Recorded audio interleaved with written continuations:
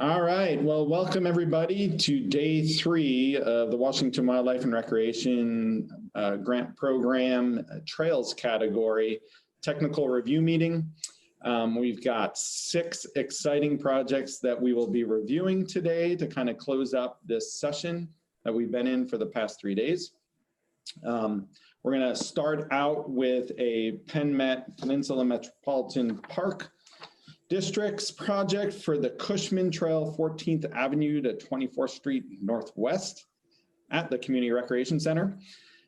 We've got our 2 applicants on the line, and Eric, I'm going to pass you the controls over right now again, so you can go ahead and double click on the screen. And Eric, you're welcome to have your video on. A lot of the applicants, and Don, you're welcome if you're going to be co-presenting as well. Most applicants have had their video on during their presentations. I'll run without it. I'll bring it back on when I get to, where's my, oh, it's up here. Yeah, I'll start it and then. Yeah, let's make sure you got the control of the screen too. Were you able to advance the slides in there? Yeah, okay. I have that. Excellent. All right, so Eric and Don, you've got 15 minutes for your presentation. It'll be followed up by 10 minutes for a Q&A from the advisory committee. Feel free to introduce yourselves and begin when you are ready. Great, thank you all very much. And good morning to any of you that have come in later here. I'm Eric Genther, the Planning and Special Projects Manager for PennMet Parks in Gig Harbor. And with me today is Don Campbell from Robert Droll Landscape Architects, a consultant on the project. This is a development project in the WWRP Trails category for a trail extension or connector, we call it, from the current south terminus of the Cushman Trail on the Gig Harbor side, running further south toward the Scott Pearson Trail on the Tacoma side of the Narrows. The Peninsula Metropolitan Park District, or PennMet Parks, is located in the northwestern portion of Pierce County, across the Narrows Bridge from Tacoma. PennMet was formed in 2004 to provide better funding and more local control for local parks. The local community desired a more comprehensive park system, including community and neighborhood parks and a connected recreational trail system. PennMet covers 58 square miles of the Gig Harbor Peninsula, including Fox Island, from the Narrows Bridge to the Purdy Bridge and the Kitsap County line to the north. Outside of the city of Gig Harbor, a darker area there. PennMet Parks, the service area, covers the entire peninsula, the district plus the city of Gig Harbor. The population for the entire district service area is over 50,000 people, with 40,000 residing within district boundaries and about 10,000 residing inside the city of Gig Harbor. The Cushman Trail Extension, or connector, is located in the southeastern portion of the Gig Harbor Peninsula at the west end of the Tacoma Narrows Bridge.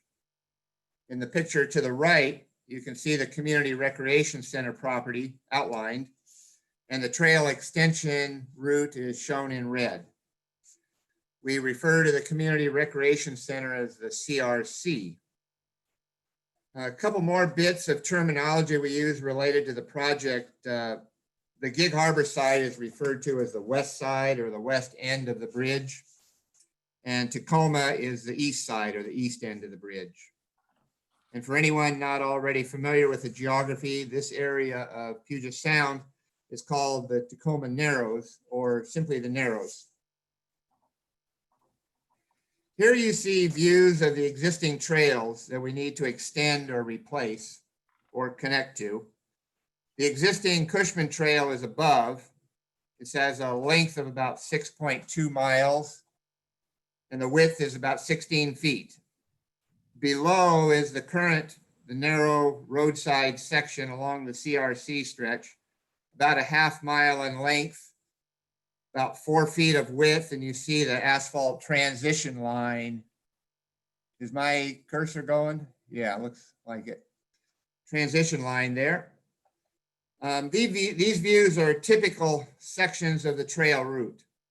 We plan to replace this lower section and connect through the CRC site. As to support facilities, there is one standard Sanacan where the Cushman Trail meets 14th Avenue, back to the north. The closest restroom with ADA capabilities is over 2 miles to the north at the Olympic Hollycroft area. There are no restrooms at the War Memorial Park on the Tacoma side. There's a Sanacan at Tubby's Trail, which is just across 24th Street from this site. And the new trail extension, the new trailhead, including parking and facilities, will only increase the usage for this trail linkage. Bicycle commuting in Washington has increased significantly in the last 10 years. There are well over 100 pedestrians and riders every day on the Cushman Trail. But that number drops for the section related to this project due to the narrow on-road route that it requires. Bicycle commuters are regular users in the morning and evening between Gig Harbor and Tacoma. Recreational users are much more prevalent since the new bridge opened, with midday, after work, and weekend peaks in volume. Tourism is also a significant draw in the area as the bridge is an attraction by itself. Here you can see views of the existing narrow roadside trail section. The existing trail route, showed in the red hash on the diagram, runs along 14th Avenue and crosses the future entrances to the CRC here and here. This section is currently used primarily by cyclists, either for recreation or commuting. Families, people with strollers, or people with disabilities just rarely use this section of the Cushman Trail due to proximity of traffic and this narrow trail space. PennMet Parks updated its comprehensive plan in 2018, which included over 20 public meetings with 14 focus groups on specific aspects of parks and recreation. The results of these public meetings were the basis for the comprehensive park, recreation, and open space plan, which we use. The Cushman Trail extension is identified in the district's current comprehensive plan as part of the development of the Community Recreation Center. The extension of the Cushman Trail in both the north and the south directions is also identified in the City of Gig Harbor planning documents.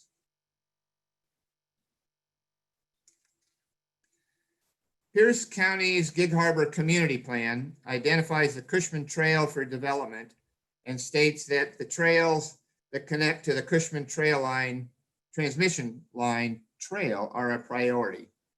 And for those of you who don't know, this Cushman Trail, this is the power transmission line from Lake Cushman over in the Olympics all the way to Tacoma. The PennMet draft non-motorized transportation plan identifies the Cushman Trail as a top priority and also references the need for appropriate local and regional trail connectors. Of the 4,971 citizens in this census tract, the median household income is nearly $62,000, which is below the state average of $66,000. Disabled population is 14,000, which is above the state average of 13%. Did I say 1,000? 14%, which is above the state average of 13%.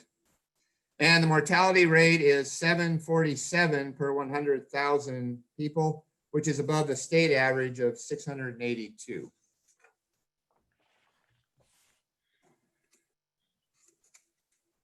By improving this regional trail connection, this project will draw more people through this corridor and provide them better access to both Gig Harbor and Tacoma.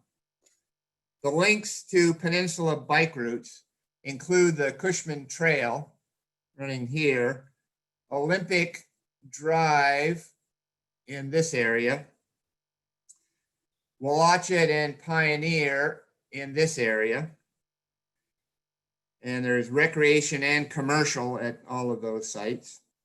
the Borgen-Burnham commercial area up here, and each of the Highway 16 overpass have connections to cross-peninsula trails. And there are many neighborhoods along the Cushman Trail route. Stone Drive down here connects down to the Narrows Park. And then there's connection on across the bridge via the Scott Pearson Trail to many of the neighborhoods and commercial areas along the route there. All of this connectivity is enhanced with a safer route off-road and through the future CRC. The regional trail system surrounding our district includes the Kitsap Trail System to the north, the Key Peninsula Trail System to the west. That Kitsap connects to the Mason County. The Cushman Trail and the Gig Harbor Trail System, which we discussed in the previous slide.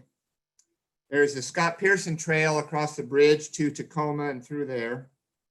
The Pierce County trails, including the Tour de Pierce route, Puyallup River Trail, Foothill Trails, and more, and the King County trails extending back to the north. You'll notice how the regional trail systems act like the wings of a butterfly, and they must connect through one point, and that's this Cushman-Pearson Trail Connector, including this extension, completing the vital link in the regional recreational trail system. This project will provide the safe route I spoke about off the roadway with parking, site furnishings, and access to the CRC restrooms, picnic areas, and other amenities. Some of the key aspects of this project are the improvements for safety and accessibility. The new trail route provides an alternative to crossing the two site driveways. This slide shows one of the CRC driveways that will be avoided. This plan was designed by a landscape architecture firm and included meetings with Pierce County to refine the route.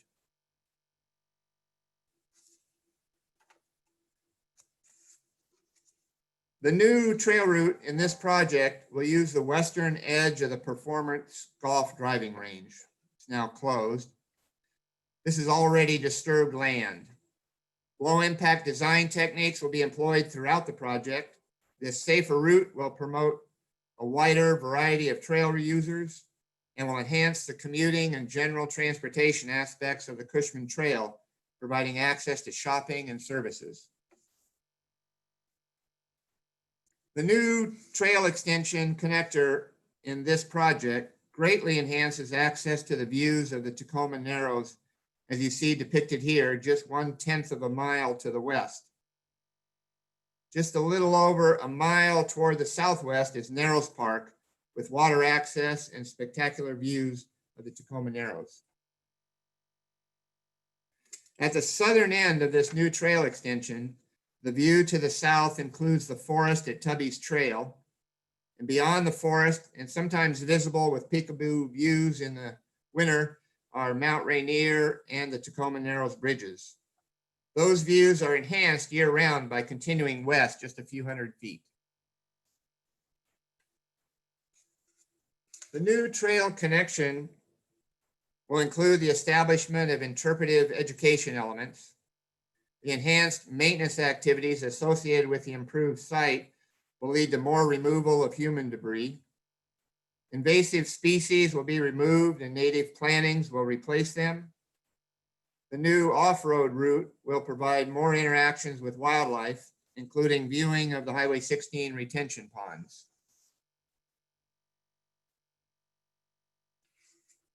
PennMet conducted a survey of the district residents in 2017, and the park elements identified for the Cushman Trail Connector meet 4 of the top 6 requests from this survey.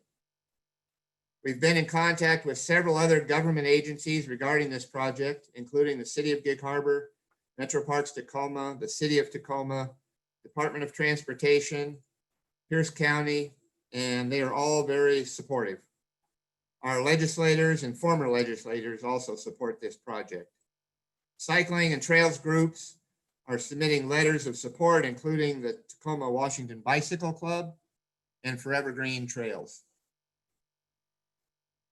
PennMet Parks and the City of Gig Harbor, plus Pierce County and Tacoma Public Utilities, have shared in maintenance efforts on the Cushman Trail.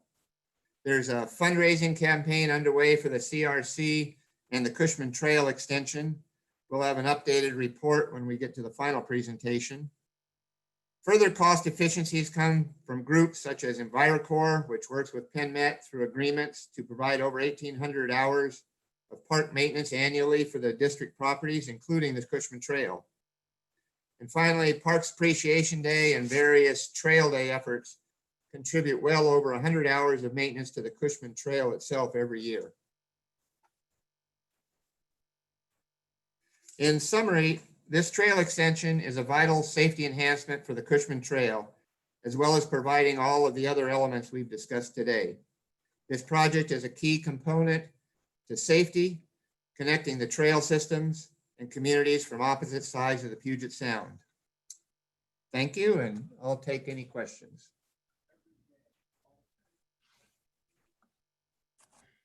Great, thank you, Eric. All right, so that was about 14 minutes. So you definitely have a little of extra time to add some more if you get some feedback from the committee here to add more components. The other thing too, Eric, the experiment with the pointer, I did notice that the laser pointer at times, if it gets left in the middle of a slide, and especially one that you had a map, it almost looks like you're calling that out.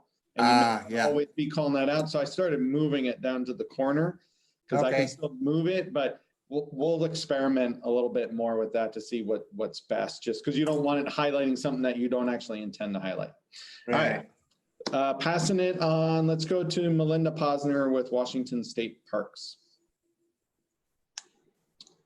Hello, thank you for that presentation. I have been on parts of that trail, so I might have missed this, but first, could you tell us a little bit more about what people do now who might be using this locally? If they are, staying within the area, but making some trips, what are they doing? Well, in general, let me go back, let's see. Let me go back where I've got the whole, do I have control? You do.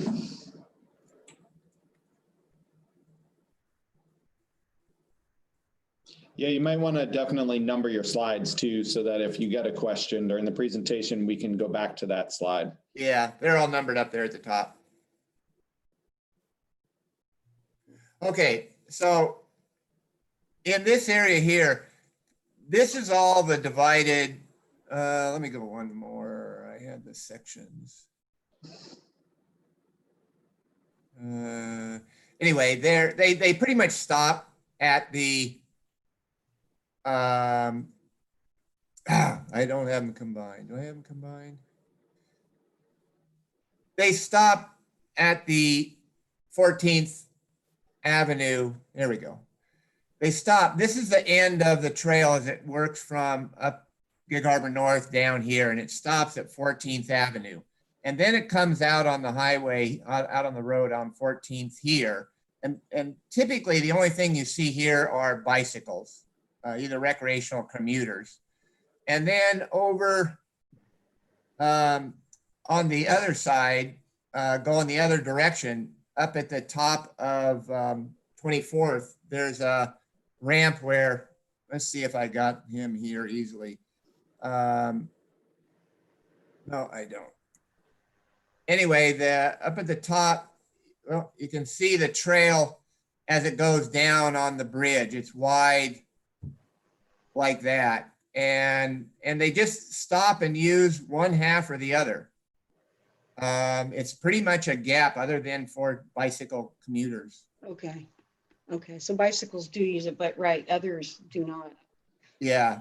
Okay. If I get to my view, so here it is where it starts going down to the bridge, and so in between here and back where the Cushman Trail ends, it's just that roadway that you see. So we need this. Okay, and so access the water views, those are, well, you mentioned here 13 minutes by bike, and the other, they're from the ends of this project extent. When the when you get to, you have to move over to this side of the highway to actually see the views. You can see Mount Rainier here and the bridges there. When you're over on the other side where it comes out, this is the ramp that comes up from the bridge. You're seeing the forest, and at this time of year, you really can't see anything through there for Rainier. The trail's over there sometimes, when it clears out, you can get a peekaboo view, but you have to kind of move over to the west to actually get those views that are up here. Okay, yeah, it helps when you say that. It's funny looking at it. It seems sometimes I'm looking at it thinking I'm on the west, but I'm not. I'm on the other side. So that might be helpful while you're presenting. Very nice. The only other suggestion, and maybe I missed this, but you showed a photo of the new trail location through the driving range.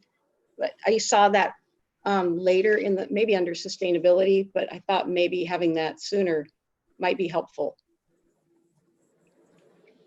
That's it. Thanks, though. Oops. Here, let go of the controls there. We'll get Okay. Yeah, I think it was number 6, sustainability, where you had a photo of the disturbed site. Yeah. And the alignment through the old golf course or driving range. There it And is. so you want to see more pictures in on the driving range? Well, I thought, no, what I was thinking, I wondered if I had missed this earlier when you kind of gave the overall scope. So seeing here's the problem and here's potentially where the new alignment would be, seeing that sooner would help me. It could show up again here to address these items about sustainability, but it was a good piece for me to see later. Oh, that's where it's going, but I didn't really see that from the earlier slides. Okay. Would it help if I use that overview, the site, and traced it a little bit more and talked about it that way? Sure. Okay. Great. Thank you, Melinda. And let's move on to Betsy Anderson with the City of Bellevue. Good morning, Eric. Thanks for your presentation. It's a thoughtful combination of trail and community center. And I wondered if you could share with us the anticipated construction timeline for the CRC. Well, we are getting our architects on board right now. We just got the applications. We're doing a GCCM project, and we just got the proposals for them. So we're planning to be doing planning through most of this coming year and into next year. And then during 2021 and 2 is when we'll be actually building the center and this trail. Great, thank you. And then one other follow-up question. Appreciate the inclusion of access for restroom facilities. Is it anticipated that those would have the same hours as the CRC? In other words, they wouldn't be open all the time for use, or would they be open 24 hours? Well, during the hours of the CRC, those restrooms would be available, but we usually put Santa cans on a site where we're going to be closed, and there's something like here where we have a, the trailhead parking, we would probably have a Santa can there. Great. For after hours use. Thank you. Thanks, Betsy. Moving on to Andy Stevenson. Hi, guys. My question is on the south end of the project. I understand why 24th Street, you're going over 16. I understand why you're on the road shoulder there. How much farther is it before you encounter the Scott Pearson as an off-road separated trail? How much beyond the 24th Street overpass is that? Right where you see that arrow curve at the bottom right there, you're on separated trail there. Oh, excellent. Okay, that answers my question. I would, yeah, that makes it clear that this really is a complete functional connection to Scott Pearson, and you don't have any more gaps south of you, that you're really making a full and a full good connection. I think that's it's worthwhile to bring that forward, to make that very clear, that because what we see from the diagram is we see a dotted, and we're just not sure how far before we get to a solid line there. I would make that blue line solid because chances of working on that overpass are way in the future. So I would just say, hey, we're connected. We're perfectly and completely connected in an off-road shared trail sense. Thank you. Good. Thanks, Andy. Any last comments or thoughts from the committee for Eric and Don? Brian Wood with Department of Transportation. Actually, I'm just trying to understand that last comment because it is dotted on 24th, but was it Andy suggesting just the tail end, just the turn part of the arrow turn solid? No, I thought the whole arrow should be solid. I thought the whole thing should be solid because, you know, most times with shared use, with long distance trail shared use paths, when you're using an overpass, you're unlikely to upgrade that at any time near time. So I would say that right now, that's a completely functional connection as opposed to one that's going to require a little more work in the future to make that connection strong and valid. Okay, but it is just a shoulder on 24th, right? Correct. And there's a sidewalk across there too. Yeah, so it isn't an actual trail. It's a dotted line because you're in traffic. Yeah. Correct. Yeah, I agree with that, but it's something that I would accept as an acceptable feature in a continuous trail because it is an overpass. WashDOT wouldn't see it that way. Yeah, I hear you. So yeah, we definitely see if you're having a trail and you're saying this is an all ages and abilities trail, you might have a 6-year-old with their parents riding along and suddenly they're mixing with traffic. So I hear that. So yeah, I think it's probably safer to keep that dotted line, and then you could turn the end of the tail into solid since you are fully on a trail at that point. Great, thanks, Brian. All right, well, thank you, Eric and Don. And we look forward to seeing you come back in September and seeing this project again. And it will be scored and evaluated at that time. Great. Thank you all. Appreciate it. Have a good day. Take care.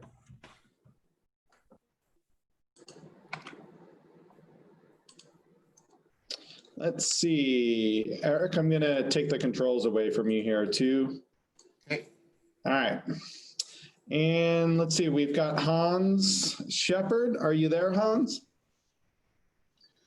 Good morning. Hey, good morning. Welcome. Hopefully you had a good morning. Glad to see you here on the Zoom meeting. Yeah, it's good to be here. I am going to try to pass you the controls right now. All right, you should be able to double click on that screen with your mouse and then you can advance using your keyboard. Yep, looks like you got it. All right. Let me see if I can go back to the beginning here. Perfect. And in fact, here, the other thing that we were trying out, we're going to try in a couple of them. I just took control for a second, is here's a laser pointer if you want to use it. Okay.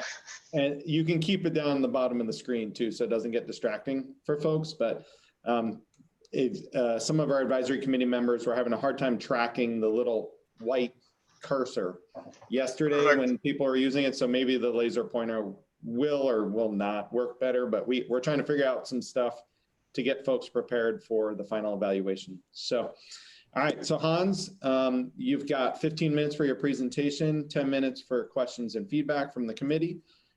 Feel free to introduce yourself and begin when you are ready. Wonderful. Thank you so much. I'm probably going to leave that laser pointer there. It might get me in trouble otherwise. I just wanted to say thank you to everybody to taking the time to make this opportunity available to us this morning. I am joined by Grant Beck, and I believe he's somewhere here. He might chime in a couple moments. He is the planning director for the city of Yelm, and we are working together to bring this project about. So that's a quick background, but we'll just jump right in. Let's see if my arrow keys are working.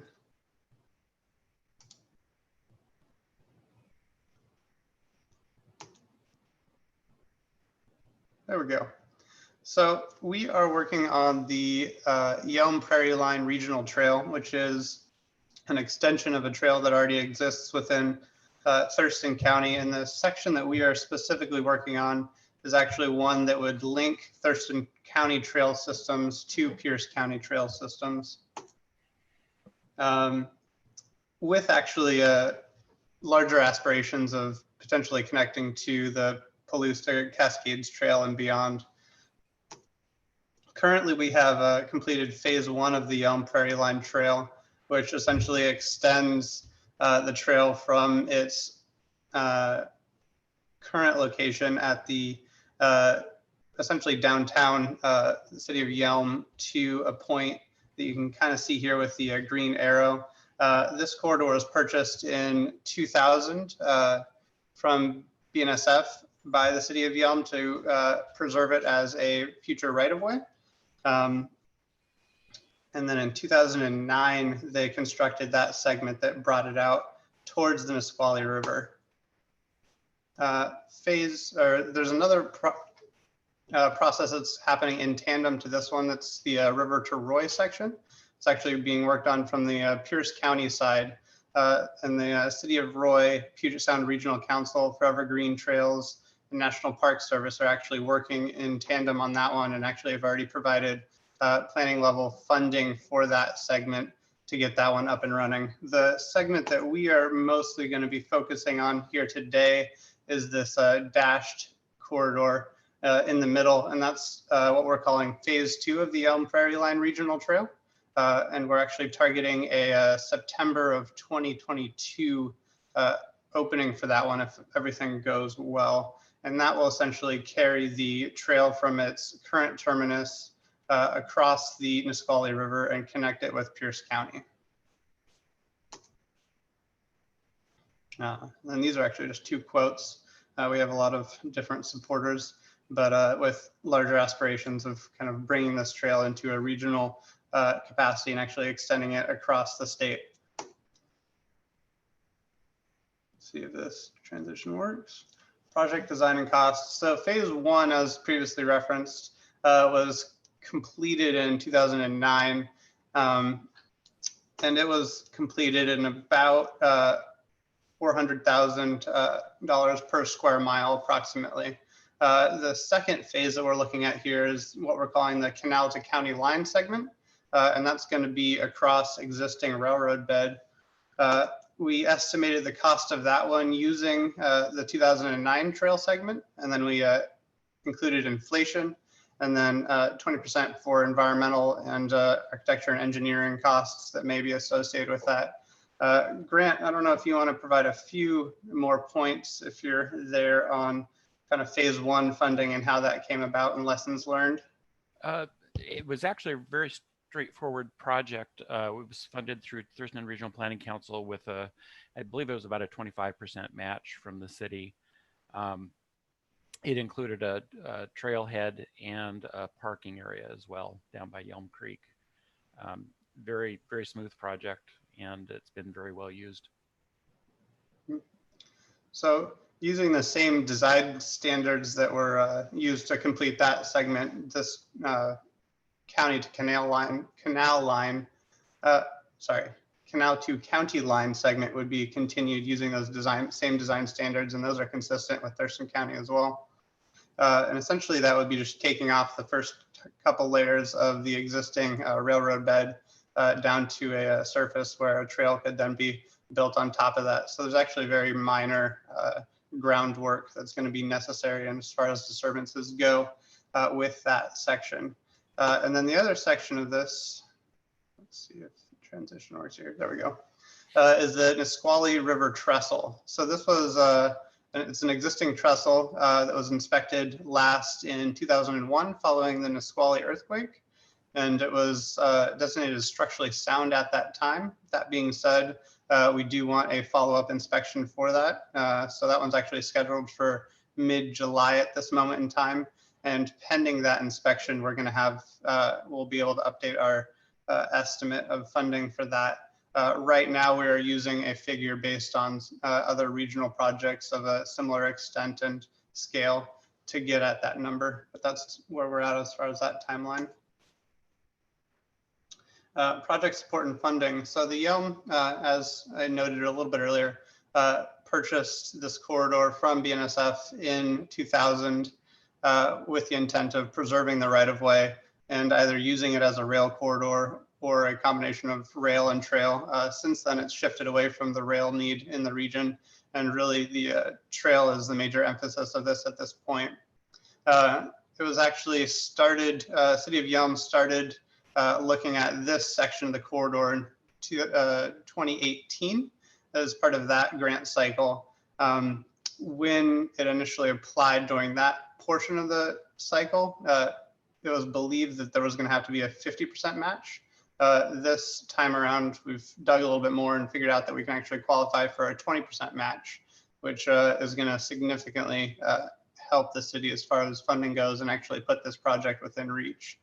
And then we do have a lot of support from a lot of other community organizations to provide labor and materials to extend this trail. Grant, here's another opportunity. I don't know if you wanted to provide more information on how the city built the phase 1 of this trail.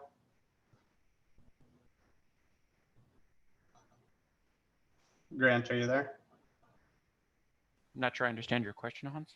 Oh, I just wanted to, was wondering if you had any information to add on how phase 1 of the trail was constructed and some of the lessons learned there that could be used to better inform this phase. Sure.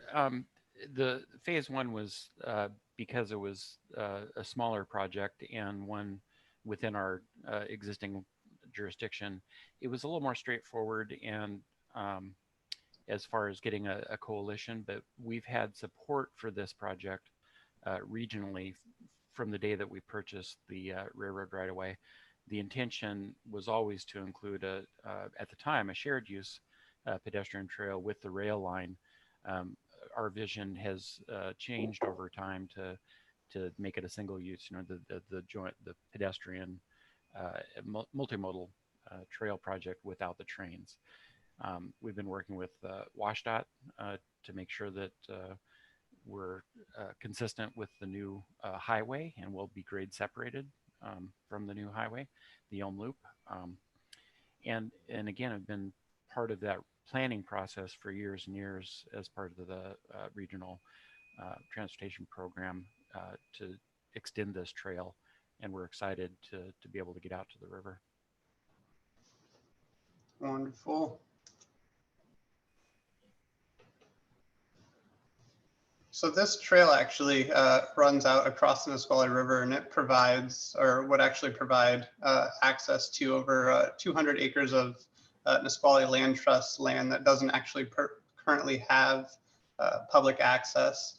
It would offer quite a few different elevated views of the Nisqually River in areas that are currently not accessible, just primarily based on its elevated nature. And then the renovation and rehabilitation of the trestle would extend those views to an actual crossing and create natural vantage points based on the existing topography.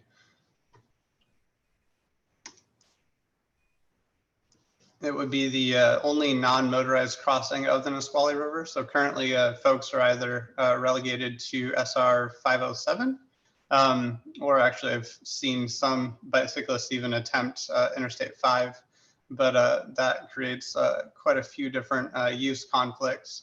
It's frequently referred to as a white knuckle section of trail, or sorry, 507 to ride. It's also the existing corridor of the STB, which has 8,000 annual participants. It's also a heavily used freight corridor. So finding an alternative that would effectively pull folks off of 507 and onto a separated multimodal trail would actually provide a lot of safety opportunities there by separating those two conflicts. And then we also actually have quite a few different bicycle clubs, both in Thurston County and in Pierce County, that really enjoy the Thurston County trail system, but currently actually drive there when in the past they used to actually be able to ride on 507, but the risk dangers there have increased to a level that no longer makes it feel safe for folks to actually make that journey. So this trail would provide that link and allow folks to actually ride from their start destination all the way through to their end destinations. Interstate 5 and JBLM kind of create this bottleneck, as I imagine a lot of folks are familiar with. The Amtrak derailment was one of those, but 507 is really one of the two alternatives when that section of Interstate 5 shuts down. And it actually creates miles of backups for multiple hours that actually funnel all the way through the city of Yelm. Looking also at JBLM as one of the major employment hubs in the area, there's actually a significant portion of folks that commute on a multi-weekly basis to JBLM for work. As you can kind of see here in this radial map, there are about 540 folks that commute on a semi-daily basis from the Southwest region, which would include this trail corridor and the communities that are on it. So cities like Roy, Yelm, Rainier, and Tenino, effectively giving them an opportunity to move off of 507 and onto a parallel route that would funnel directly into the East Gate. On a more local level, the city of Yelm has already completed phase 1 and connected with the Thurston County managed section that runs from Yelm to Tenino. And as you can kind of see here, there's that old rail, there's a historical photo and you can see the old railroad corridor there. But since the acquisition, a lot of the businesses have shifted away from what used to be dependent on rail commerce to more of a human scaled, pedestrian oriented downtown. You can kind of see the trail start to show up here. So there's been a lot of planning efforts to really kind of re-emphasize this corridor as a central hub of the community. And now we're starting to see that new place-making efforts and growing trends towards that end have really spurred commerce in the area. And then this is actually just one final quote from the Washington State Legislature talking about the importance of this corridor as a regional network and the connections that it may bring. And then this is a list of all of the sponsors that we've actually heard from and support that we've heard from to date. But that about summarizes our presentation.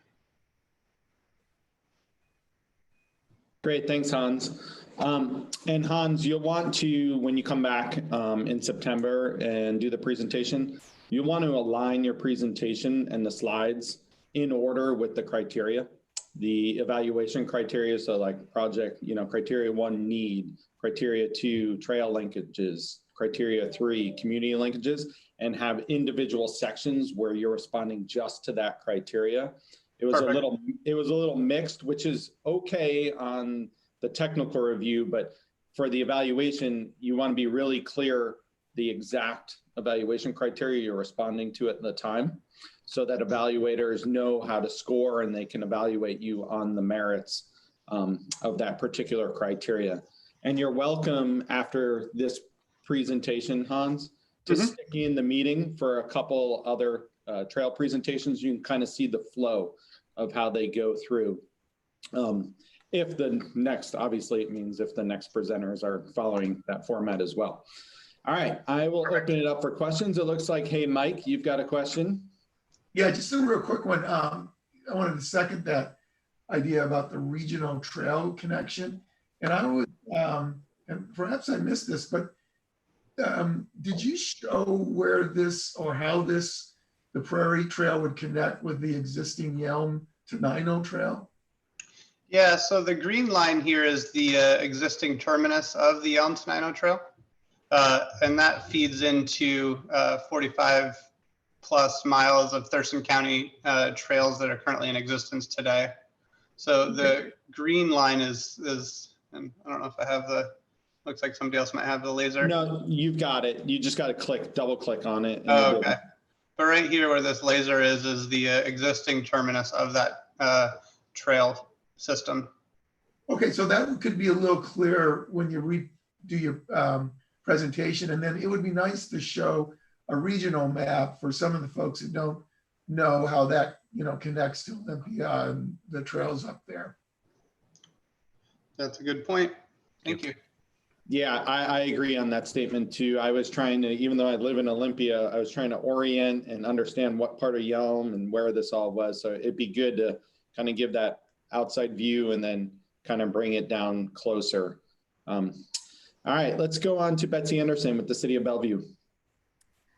Good morning. Thanks for your presentation, Hans.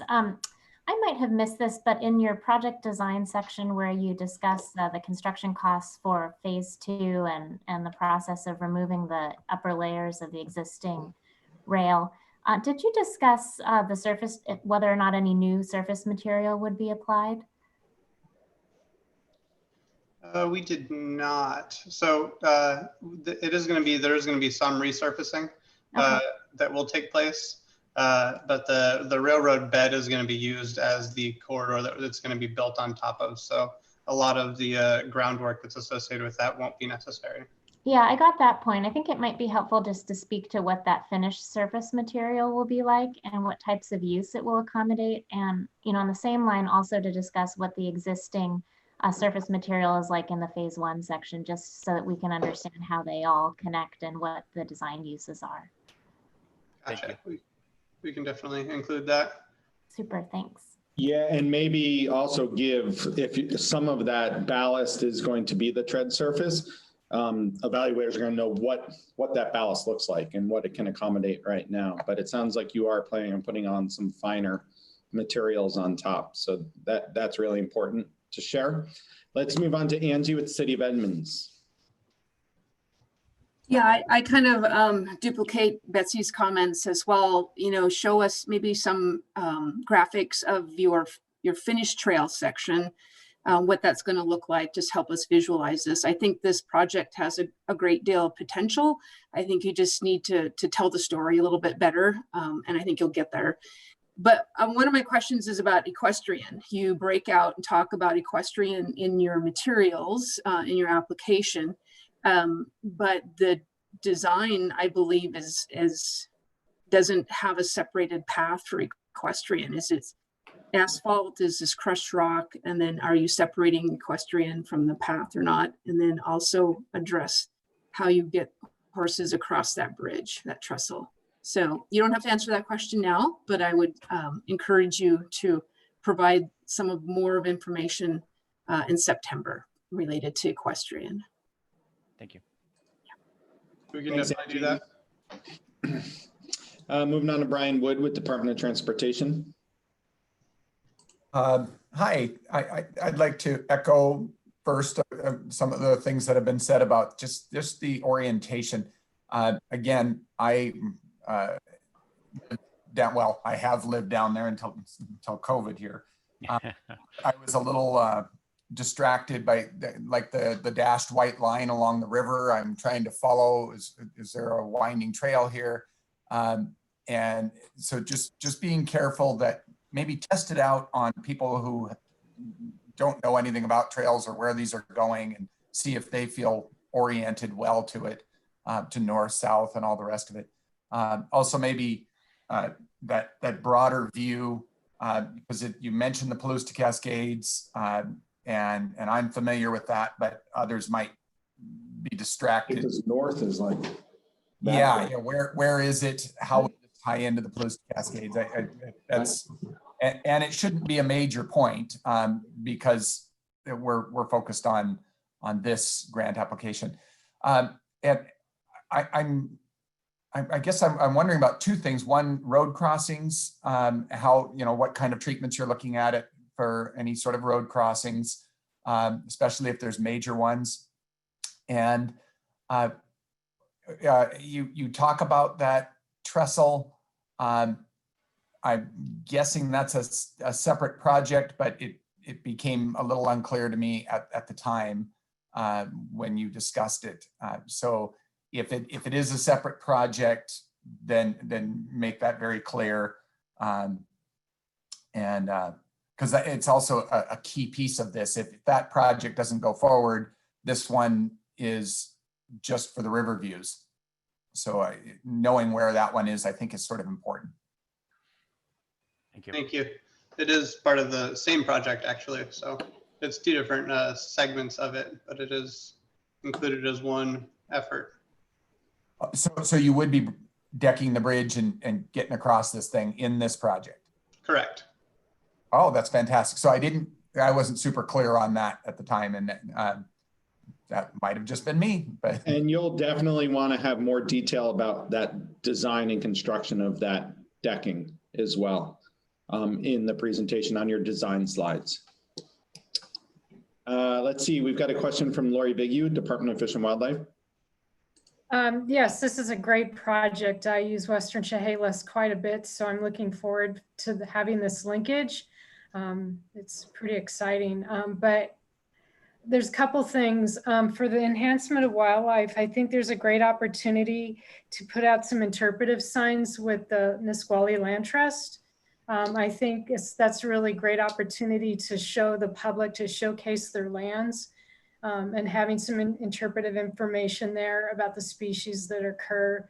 And the other thing, I didn't think I missed it, but I didn't see any information on demographics that follow the criteria. I think that's an important element to include.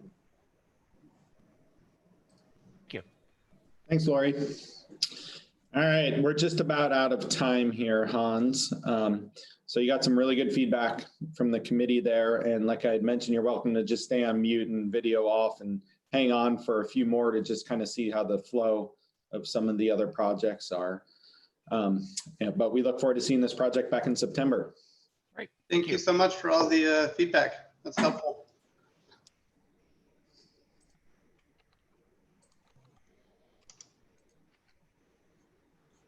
Hey, Hans, I'm going to take the control back really quick here, okay? Thanks.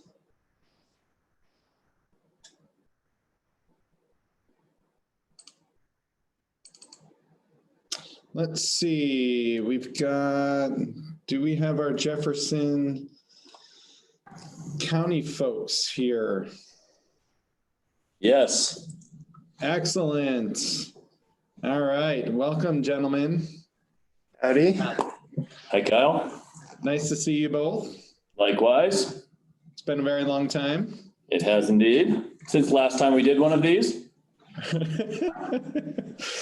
All right. Well, it's good. It sounds like your audio is good. We can see you both on video. I'm going to pass you over controls. Okay. Right now, who would like it? Eric? Yeah. All right, Eric, just give a double click with your mouse on the screen. And now you can use your keyboard to advance. Yeah, Okay. Go back to the first slide. And I got to figure out what is for this software, how are we, it's not arrows. Oh, yes, it is. It just, there's a you can delay. just go ahead and use the arrows on Zoom Okay. It's easier to use that than trying to use the cursor Okay. to advance it, so. Okay, and we're clipping some of the images. We don't have a full screen that we're seeing. I'm wondering if you are seeing the same that we are. No, we see a full screen. So we see your logos up top with the sky, and then on the bottom, we see WWRP Trails, RCO, Anderson Lake Connection right now. So Do you see page number 1 on that? Yeah, Great. we see 1 down on the bottom right. Excellent, excellent.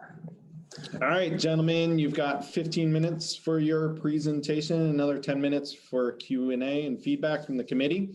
Feel free to introduce yourself and begin when you're ready. Good morning. My name is John Fleming, and this is Eric Kuzma. Looks like you are old friends with Kyle. I've been with Public Works for 4 years on the Olympic Discovery Trail as project manager. We're here to present the Anderson Lake Connection segment of the Olympic Discovery Trail project located in Jefferson County. This is a view of Discovery Bay and the Olympic Mountains to the southeast of this project. Next. The format of the slides give the title here. Eric, point to the title block, please, with scoring criteria number and the slide number in the lower right-hand corner. The project's located on the northeast portion of the Olympic Peninsula in eastern Jefferson County. It can be accessed within 2 hours driving time from the I-5 corridor from Olympia all the way through Bellingham. Next. This project is located 10 minutes south of Port Townsend, 5 minutes west of Port Hadlock, and 30 minutes east of Sequim by car. Next, the statement of the project scope is the following. The project fulfills an essential link in the Olympic Discovery Trail. I'll be saying ODT from here on in. The ODT is a 130-mile regional trail that is planned to extend from Port Townsend to the Pacific Ocean, connecting communities and recreational areas in between. The ODT in Jefferson County currently starts in the city of Port Townsend, runs south for 7.3 miles along the Larry Scott Trail to the Four Corners area. From Four Corners area to South Discovery Bay, there's an 8-mile gap in the ODT. Once in Discovery Bay, there's a dedicated segment of the ODT that was constructed in 2017 as part of the shoreline restoration work. Currently, trail users wanting to continue south to Discovery Bay from Larry Scott Trail use the shoulder of State Route 20 or other lengthier roadway shoulders. The scope of this work is to extend the ODT near the existing south end of the Larry Scott Trail in the Four Corners area by constructing a 2.7-mile length of multi-use trail from an existing trailhead at the regional Jefferson Transit Facility south to Anderson Lake State Park. This project is the next logical step following the planning, right-of-way acquisition, and design work finished under the most recent RCO-funded route study performed by Alta Planning and Design. They are Seattle-based multimodal active transportation design consultant, and associated work for building the ODT through Jefferson County with RCO project number 16-2106. RCO has helped fund the sequence of trail building in Jefferson County with 13 grants over the nearly 30 years since 1991. Thank you very much, RCO. Beginning with the scoring criteria number 1 for assessing how the project addresses the priorities for the underserved populations in health, I offer you the next 7 slides or 8 slides on safety. In the absence of the ODT between Four Corners area and South Discovery Bay, the trail users currently merge onto the shoulder of State Route 20. This slide shows the narrow shoulder. Users on State Route 20 are mixed with 50-mile-an-hour traffic. State Route 20 is winding and has limited visibility. From the edge of pavement, a 50-mile-an-hour roadway typically has a flat shoulder for vehicles to recover. However, on State Route 20, no recovery zone is offered.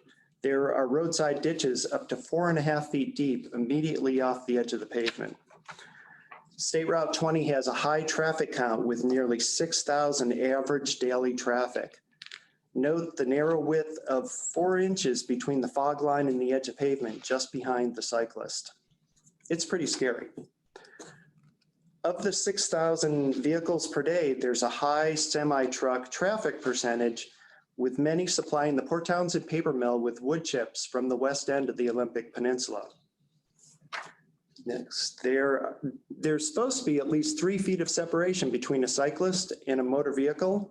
However, the road geometry and the two-way semi-traffic trailer truck traffic, boy, that's a mouthful, sometimes makes that impossible. This is a typical example of a point along State Route 20, just north of the intersection with Anderson Lake Road. This is a view from the cyclist's perspective, being passed by an 80,000-pound dump truck and trailer. The proposed trail project provides safe alternatives to State Route 20. After learning what type of shoulder and traffic conditions lay ahead, these cyclists decided to turn around and take a different route. Their route choice was 12 miles longer with wider shoulders up State Route 101 or 104 and Center Road. The trail segment to the north of the project is 7.3-mile long Larry Scott Trail, a segment of the ODT that brings you to 31 miles of trails in good to excellent condition within the city of Port Townsend.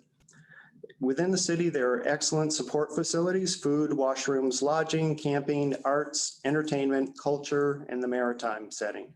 Fort Worden has 12 additional miles of trail and shoreline. Also north of the project are Old Fort Townsend, 6 miles of wooded and scenic trails and shoreline. The inventory of trails to the south of the project include over 9 miles of Anderson Lake State Park in good condition. The park offers a trailhead parking, toilets, equestrian facilities, and picnic areas. State Parks is pledged to build the next mile of ODT through the park. At the south end of the park, there is a trail here. Eric, point. Oh, sorry. Nope. Point to the south piece of the property, south of Anderson Lake Road. We're having an issue, you guys, with our mouse through. I'll describe it. Yep. Yeah, on the south portion of the Anderson Lake property, there's a trail that connects to DNR, Department of Natural Resource Trails. Next slide. The inventory of trails south of the project includes trails that continue from Anderson Lake State Park onto more than 5 miles of trails on DNR lands. These are a network of gravel roads and pathways used by equestrians, mountain bikers, bird watchers, and hikers that can connect further south to trails within Gibbs Lake State Park and Bauxite State Park, or Lake County Park. Sorry, that Gibbs is a county park. Regarding the inventory of existing ODT, of the 27 miles within Jefferson County that are planned, over 60% are completed. From the Alta Planning and Design Route Study completed under RCO project number 16-2106, the most need is to get from Four Corners Road to South Discovery Bay, giving an alternative to State Route 20 travel. Using the shortest route, roughly 5 miles more of trail would be needed beyond this project to reach South Discovery Bay, in addition to the use of shared lanes on existing low-volume county roads. The Alta Planning plus Design Route Study is attached to the RCO project application on the PRISM website. The amount of existing use of the ODT in Jefferson County is high. Current count of trail users from May 2020, just last month, were 496 users per day. This is 1.6% of the county population and 5.1% of the city of Port Townsend population.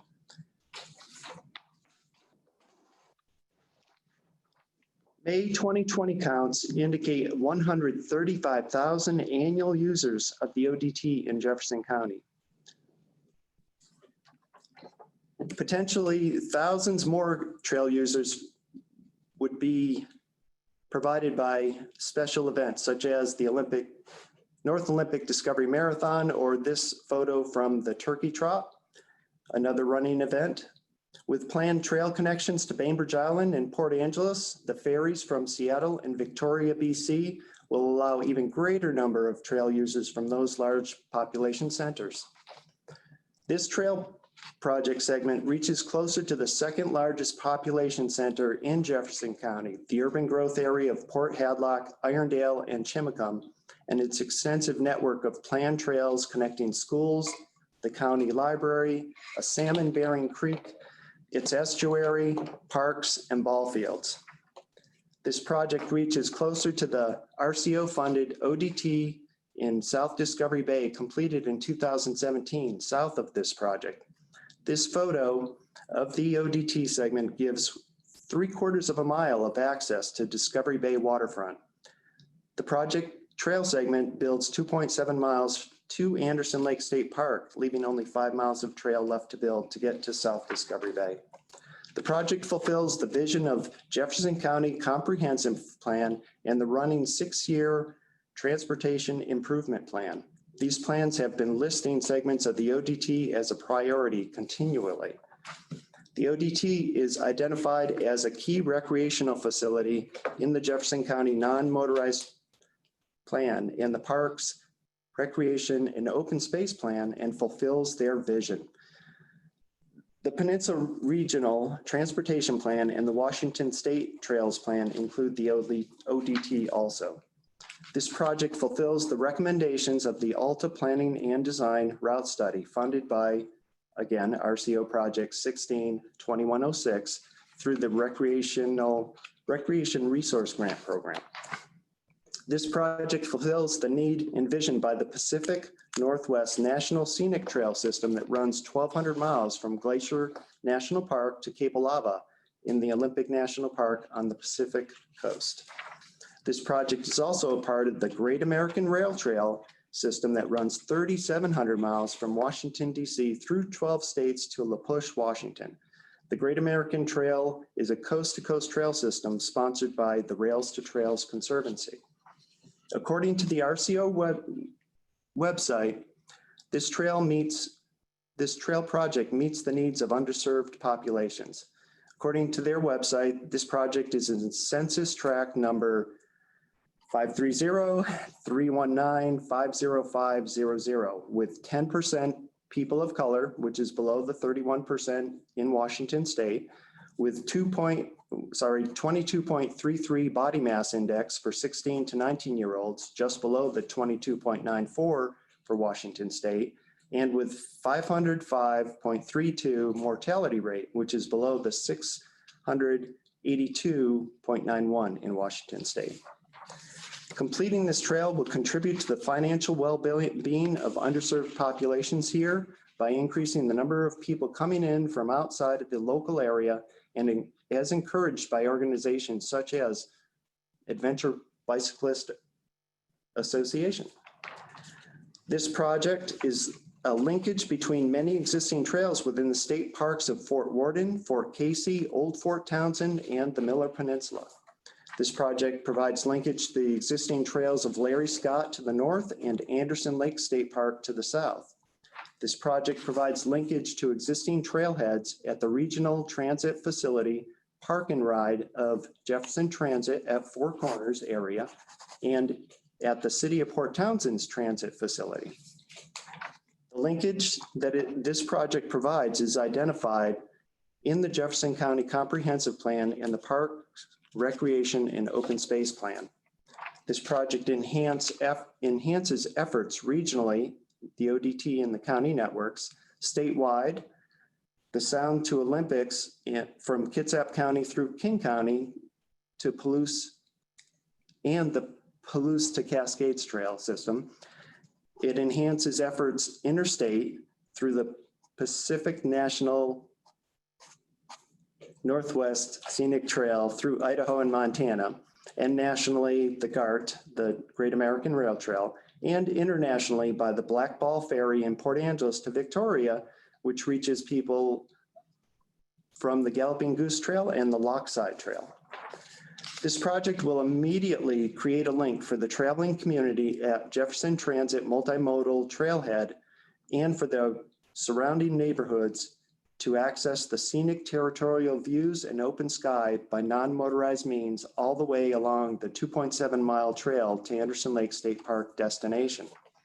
The trail design is consistent with the needs of the intended users and meets AASHTO, ADA, and WashDOT standards. A paved 12-foot wide trail with 2-foot gravel shoulders complements the sections of the ODT and ensures that the trail is durable with limited maintenance costs. Parking is provided both ends of the project at the Jefferson Transit Trailhead, and within Anderson Lake State Park. The design of this project is superior surfacing of asphalt with 10-foot width and a separate 4-foot wide gravel surface for equestrian use. Majority of the proposed trail is within 100-foot wide Jefferson County right-of-way, allowing separation of soft surface equestrian trail from the asphalt paved trail. At the north, Ansel, I'm sorry, guys. John set a timer for himself. It's not someone calling him. Yeah. Yeah, and I see you've got still 30 more slides or so on there. So you can, so look, we started a little bit late. We were getting the tech kind of figured out, but why don't you take another 3 minutes just to wrap up the remainder of your slides. You're welcome. Okay, and we're on slide 37. At the north end of the project for 400 feet length of trail adjacent to the 40-mile-per-hour roadway, there's 11 feet more separation available in the right-of-way between the trail and the road shoulder than the minimum required in this WashDOT design manual. I seem to have lost control of my slides, you guys. Can we advance one, please? Yeah, Eric, you can just double click with your mouse again to get it back. Okay. There you go. Again. Okay, that was the 7 or 11-foot separation. Located at the north end of the project, the design of the road crossing adjacent to Jefferson Transit Trailhead is well planned following state WashDOT plans. This project design includes use of an existing modern trailhead facility at the north end of the project with wayfinding signs, ample paved parking, a bike barn shelter, a bus shelter, bicycle repair tools, and personnel for security. The project includes a washroom. The project design includes a washroom facility in the transit center building available until 7:30 p.m. each night.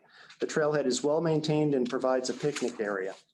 The project design minimizes cost of maintenance by choosing the shortest trail length to make the connection between Larry Scott Trail and the Anderson Lake State Park.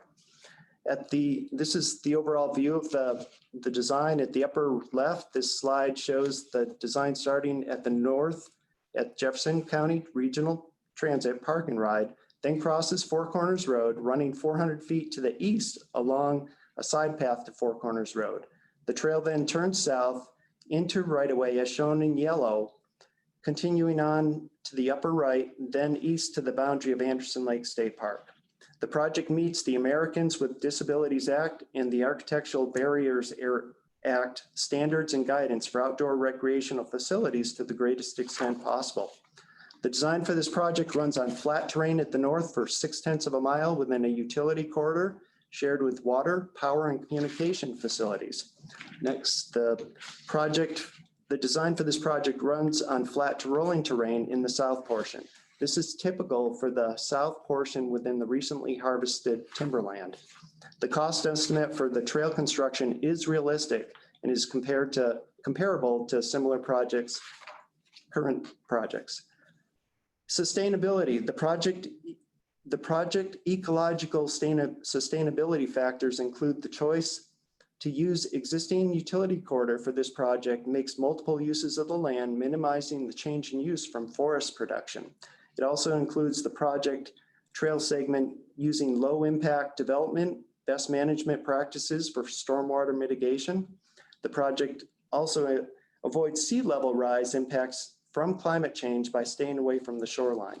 Social factors for sustainability, local businesses like those shown in the photograph, Cape Clear Fishery use the existing Larry Scott Trail to minimize their impact and carbon footprint by choosing to deliver 95% of their fish locally with sustainable human-powered vehicles.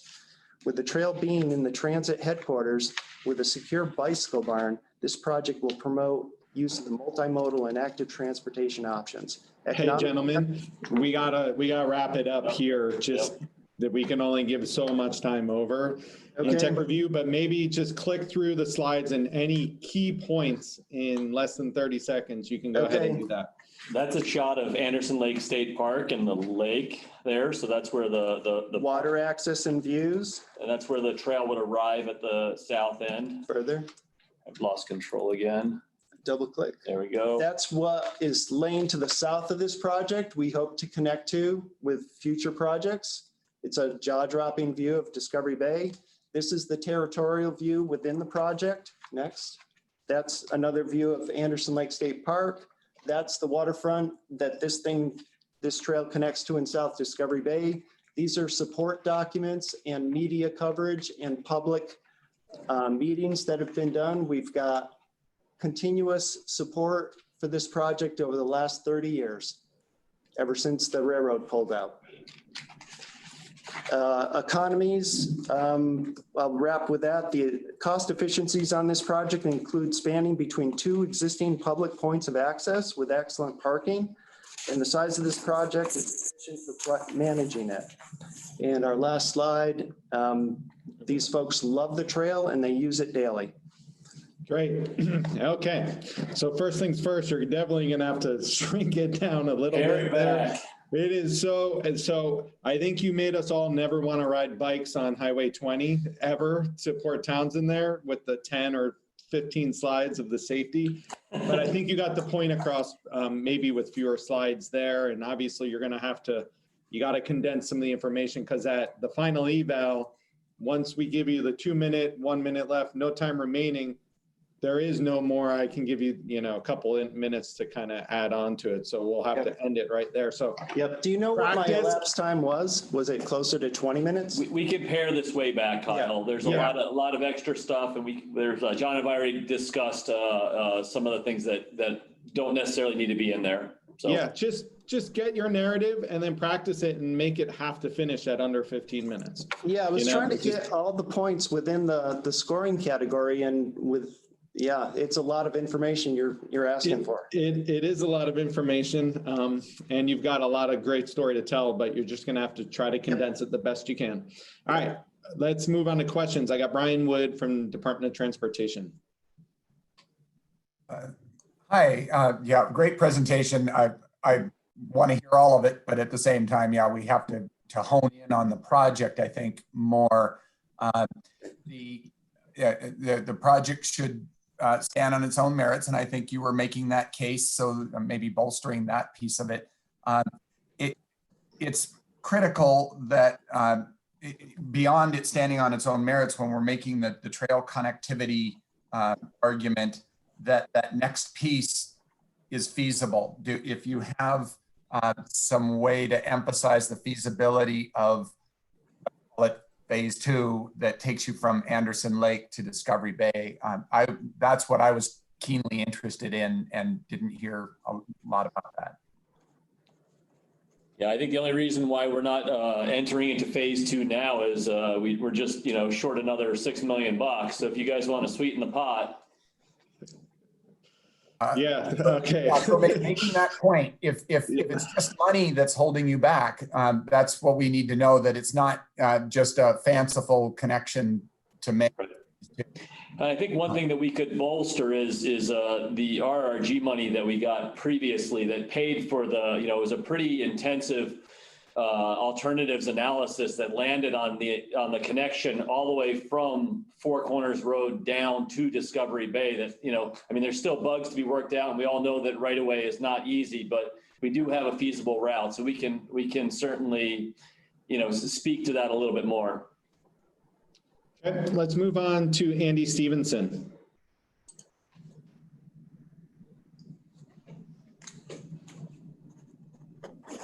Hi, guys. I'd like to see you emphasize and clarify how the project that you're proposing right now gets back to a connection with the rest of the Discovery Trail. Particularly a little bit more information on how that piece that's in the park is going to get built, what the scheduling is on that, so that you can show that you, without needing a phase 2, that you're connected back to, sorry to say, back to Highway 20. And so that during the time in between you've completed this segment and your new segment, the segment 2 that takes you down to Discovery Bay, that you have a good interim connection that's established there. And so it helps this project stand on its own. It makes clear that this project continues to have connectivity and continues to put the ODT together, and that it is from the get-go a viable connection that eliminates a section of Highway 20. If the state park piece doesn't get done, then you're still stuck with Highway 20 for the whole route as far as the ODT is concerned. So I think that's a key element to address. And as has been said many times, one slide shows how unsafe Highway 20 is. We don't need to see the rest of it. As somebody who's ridden that many times, I know. Thank you. Thanks, Andy. Thanks, Andy. Betsy Anderson with the City of Bellevue. Good morning. Thank you for your presentation. Did I understand correctly that the northern terminus of the project was actually not fully connect to Larry Scott Trail? Is there a gap there between the transit center and the end of the Larry Scott Trail? There's an on-road shoulder section about 1,500 feet long between Larry Scott Trailhead and the Jefferson Transit Park and Ride that we are planning to get done more or less simultaneously through other funding. So it's to the northwest of the blue line. It's that little short black segment is what you're referring to. Correct. So, and we've Yeah, met and with, I think we need to see, you know, some more information about what the conditions are like there, if the argument's being made about that full linkage. okay. We thought about including that in this grant, but it just got a little too cumbersome. We've already, like John mentioned, we're pursuing alternative funding sources, and we've already met with DOT and have design concurrence about the highway crossing, which is of critical importance. So we can speak to that a little bit. Yeah, that would be really helpful for us to know in evaluating that criterion. Thank you. Thank you. Thank you, Betsy. Sam Jarrett with Department of Natural Resources. Good morning. That was a really good presentation, particularly the safety aspect in question 1 need. That was really good. I had a question about the DNR trail connectivity you guys mentioned. I'm not familiar with any designated, sanctioned, and managed trail system in that area that our agency manages. So I just recommend reaching out to Olympic Region DNR to just make sure that those folks know about this project and they support that connectivity. Particularly, we struggle with managing user-built trails all across our lands. And I just want to make sure that that's kind of a sanctioned trail system in that area if we're talking about connectivity. Yeah, there are signs, DNR posted signs on that trail. So I'm aware that they're aware of it, and it was built under Quimper Trails Association years back. Yeah, thank you. I'll make contact. That might be one thing that gets edited out and us trying to reduce the size of the presentation. Yeah, I'm aware of Gibbs Lake. I've been to that trail system. I think that's a county site in the area. Correct. Yeah. That's all I had. Thank you. Thanks. Well, thank you, Sam. All right, gentlemen, that is all the time we've got for today. You definitely used all of it, over 25 minutes. So thank you, Kyle. Yeah, thank you for presenting, and we look forward to seeing you back with a nice condensed presentation in September that is under 15 minutes. So have a nice rest of your day. Thank you. All right, and for the advisory committee, that brings us to our first break of the morning here. Actually, our only break of the morning. And we will resume let's start at 10:35. So we're going to be 5 minutes behind on the schedule to give everybody 10 minutes here for a break. So let's resume at 10:35, and we'll have the city of Covington here to present their project. Thanks, everyone.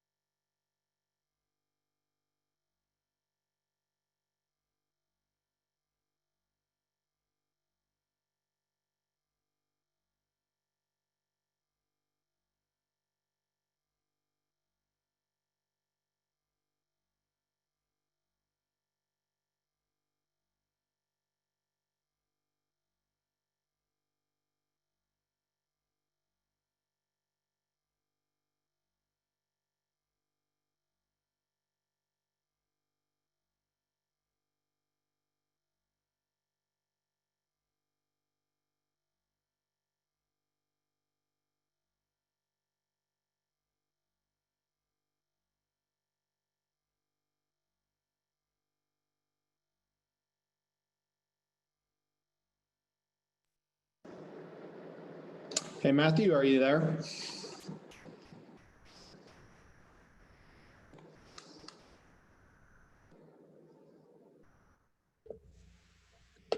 This is Matthew. Hey, Matthew, how's it going today? Good, thank you.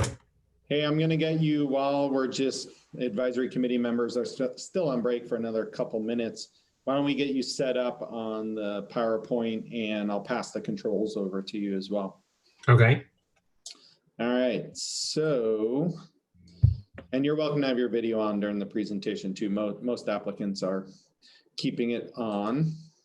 Would like to. The host prevented it earlier, so it says that I require the host. Oh yeah, I think it was because you may have clicked on while we had the other folks talking. Yes. We saw your camera going on. Most people are only seeing the people that are talking at the time. Right. So let's see, where are you now? There's a picture of my better half there, my wife. All right, you can put your video back on now. Okay.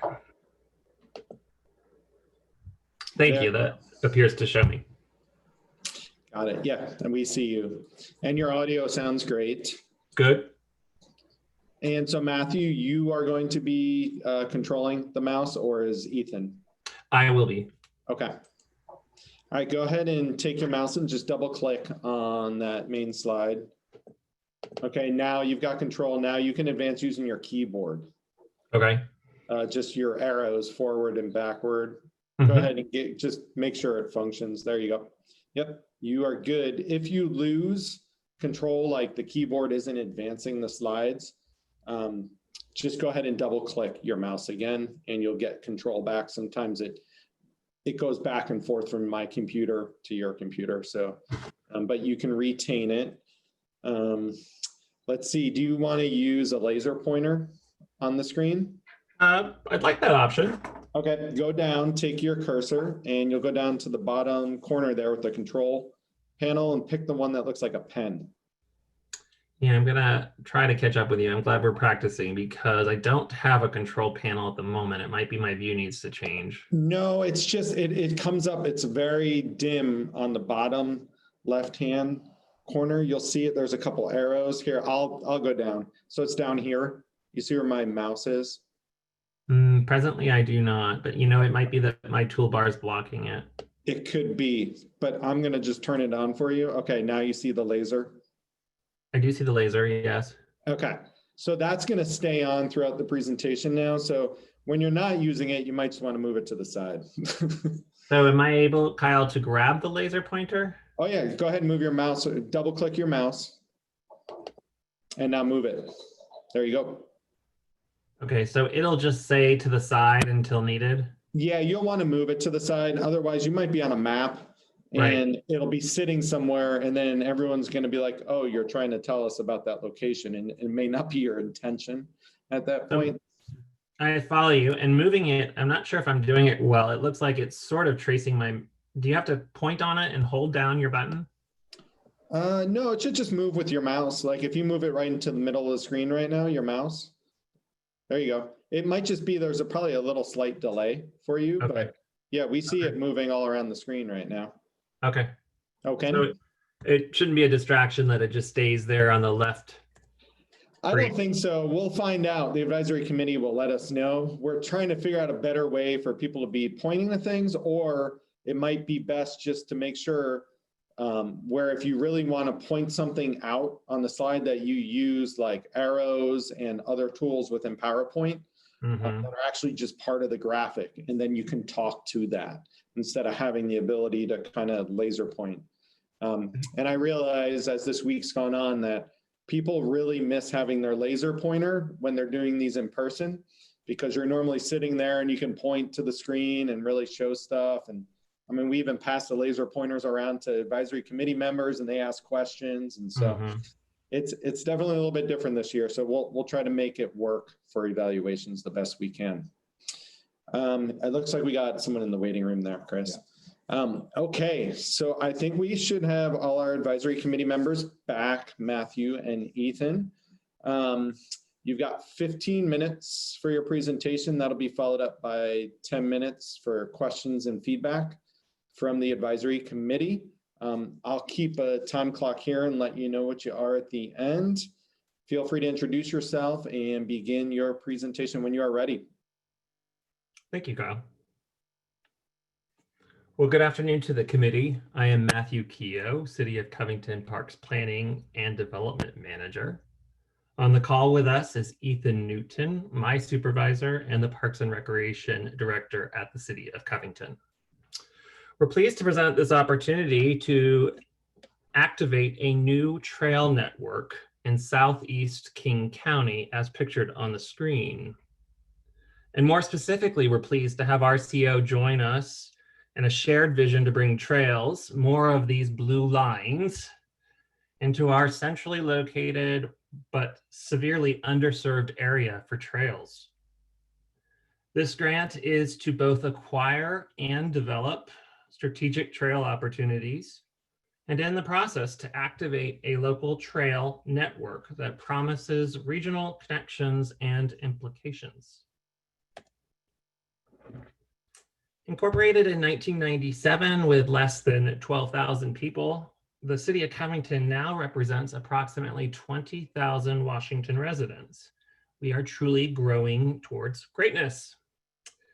The emerging city center of Covington, like this project itself, is located near the crossroads of Highway 18 and Highway 516, known as Kent Kangley in the region, but known as 272nd Street locally. Among Covington's urban development, 272nd Street has actually become a 5-lane highway and a well-acknowledged impediment to easy local mobility, especially for pedestrians and cyclists. This, however, is about to dramatically change, in part through help through this project. The project location is in both the center of the Southeast King County region, that is between Kent and Maple Valley, but it's also in the very center of the City of Covington, shown with the star on the screen. It is adjacent to the city's main arterial roadways with high visibility along 272nd Street, as well as Wax Road, which runs north-south, parallel to the project area. It is located in a developing area, evidenced by the planned highway expansion project on its southern boundary, and the recently upgraded road and traffic circles along the north-south running arterial road, Wax Road. The project area includes the Covington Multi-Care Medical Campus, including their recently acquired 15-acre parcel to extend their campus. Most importantly, the project straddles and it activates the planned Jenkins Creek Trail corridor, which is shown with a blue dashed line in the screen. Our planned Jenkins Creek Trail corridor. Within the project area, there is a hidden jewel of a public space. That's the large graphic you're seeing representing a 29-acre community park. It is currently, though, without any street frontage. It does not have any on-site parking, and it is only accessed by foot. And over its 40-year history, Jenkins Creek Park has only been partially developed. It does include a 10-foot wide multi-use trail across the property, and this is to be incorporated into the project on the project's northern boundary. In addition to these park investments, the project is surrounded by city and state infrastructure investments, including expansive sidewalks, which will also extend the loop trails of this project.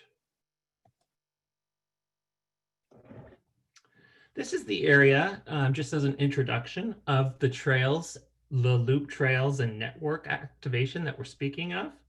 You might note on the far north edge, the community park just shown. The sidewalks that were just shown along the western edge of the property show as blue dots, but the sidewalks also extend around the commercial properties in the area.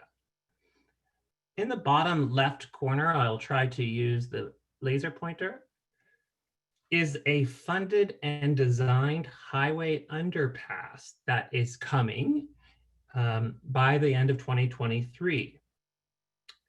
Also, you might note there are red parcels outlined.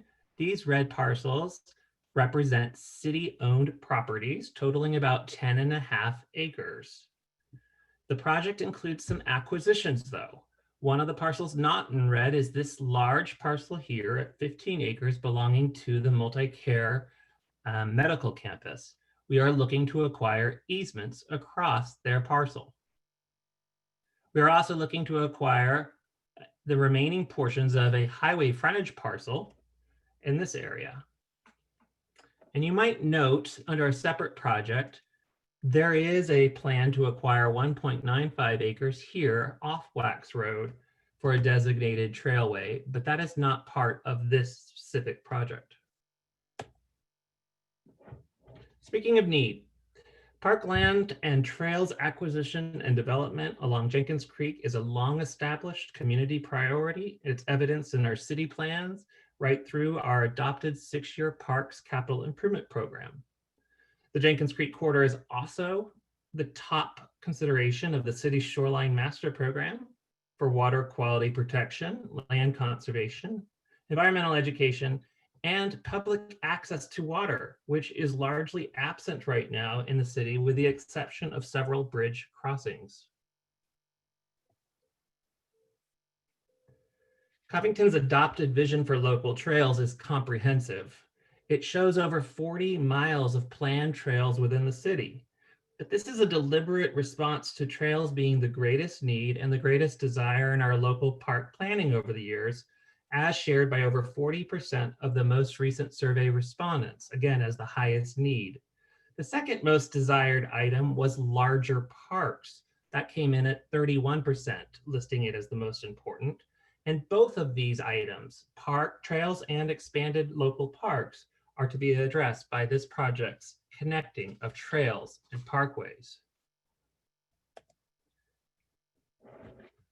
There is rich history on the site, such as prairie management by Native Americans and historical agricultural uses as well. However, a continuing ongoing community gathering point is the waterway here, to include existing ponds and stream branches visited within the community park.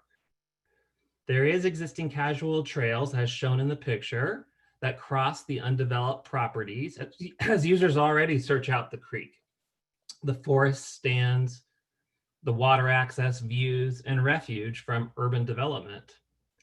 Our local walkability campaigns and fun runs are always considering this very area, particularly with the goal of connecting the park to the school, to downtown. However, they have not been found viable without elements of this very project, particularly the crossing of wetlands and the highway underpass crossing. The levels of service improvements and the physical improvements that are shown here on the slide may appear small, such as only adding 1.26 miles of primary trails, but these are strategic and important, significant, especially for their impact. Beyond leveraging other public investments and developments, this project is anticipated to bring visibility and safety with it, along with a broad array of users. A cultural change regarding mobility is anticipated with this level of accessibility and basic user amenities that are not currently present in the city of Covington. We do have one trailhead in a different part of the city. This adds another.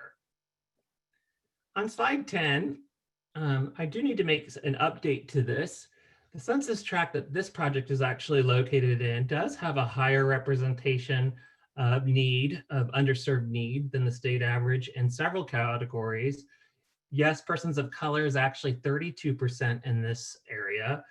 Body mass index is actually 23.97 of this census tract, again, above the state average, but not, and per a slide update, the mortality rate will also show to be higher in this area than the state average.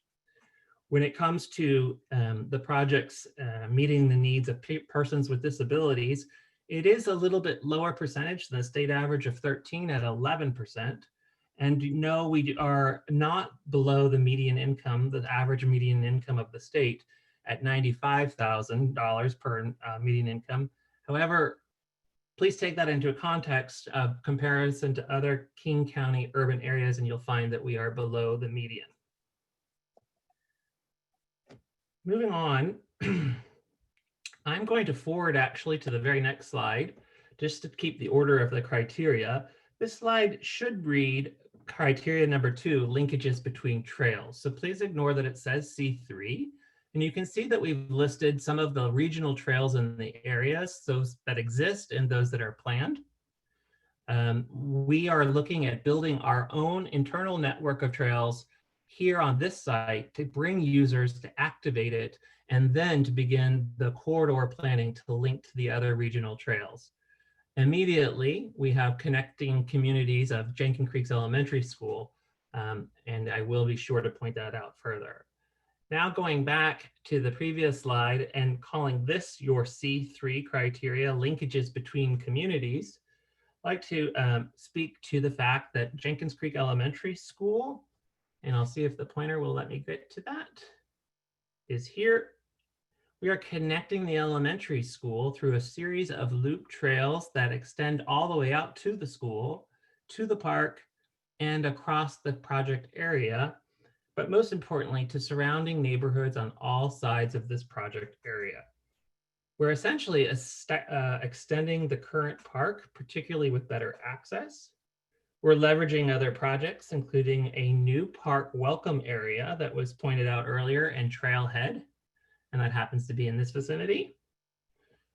We're using an existing city parcel that was dedicated for trail use along a ridge. This is a ridge on the property. So we're putting that to use to interface with the existing retail, including destination areas here like restaurants.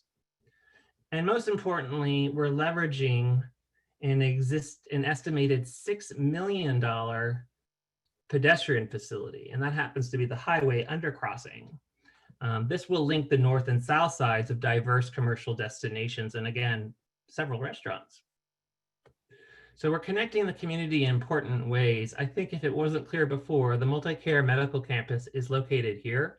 And one nice line of sight of the new trail segments is right across, directly across the prairie, the wetlands, and the creek to Jenkins Creek Elementary School.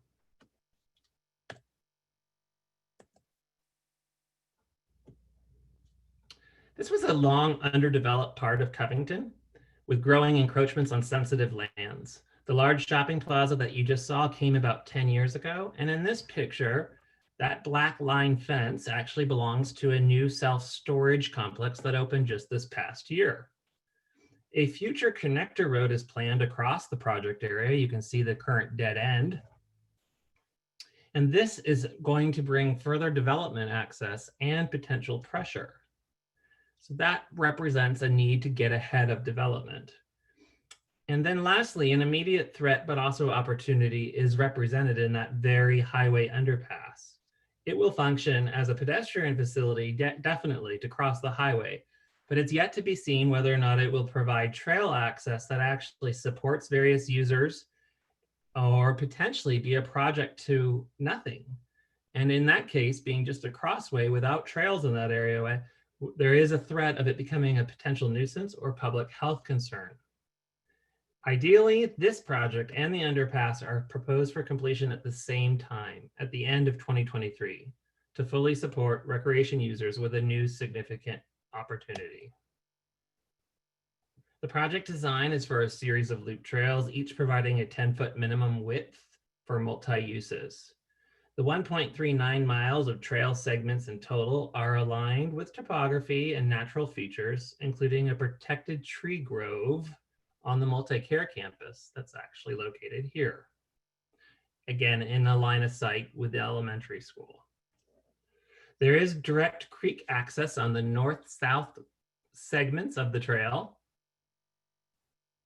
establishing a very important focus on a creek trail corridor, which is eventually to cross the entire city and to connect to regional trails. Here you can see the adopted standard for our primary path at 10-foot width. Another design element is that we have considered secondary trails, an opportunity to allow those over time. This would be for other experiences like earthen trails and use of crushed rock. The project includes trail kiosk and of course, boardwalk areas along the wetland stretches. Our cost estimates include the boardwalks for measured segments. Speaking to sustainability, it is evident evident to us that this is a viable live, work, play setting, particularly with Covington's larger employers in walking distance and our more urban densities, residential densities, also in walking distance.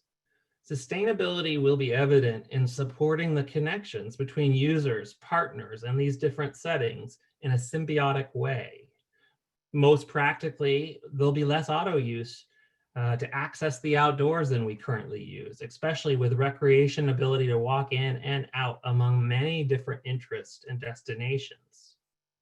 The project will enhance the community and the economy, integrating the medical campus, for example, with health programs.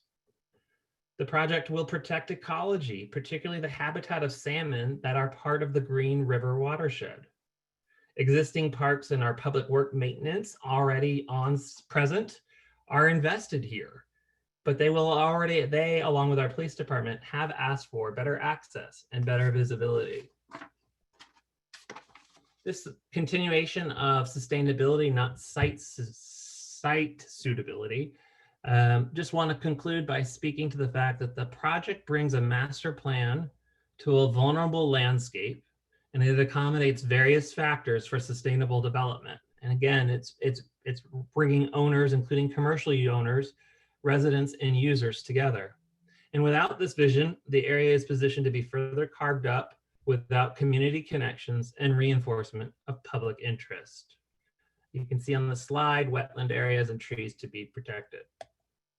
Regarding water access, I'm showing a few cutaway shots of several of the trail loops that give direct access to water, but they also respect the stream and wetland buffer areas, which are shown in green.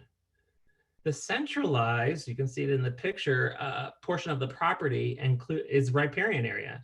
And this is made up of diverging tributaries of the creek, low water tables and wetlands, all to be protected with safe and careful trail approaches. The most immediate water access is part of the new underpass, and that has along the creek, and a primary entry for the trail network. And also at the new park trailhead, there will be a boardwalk segment to bring users directly to the north-south segment of this trail network.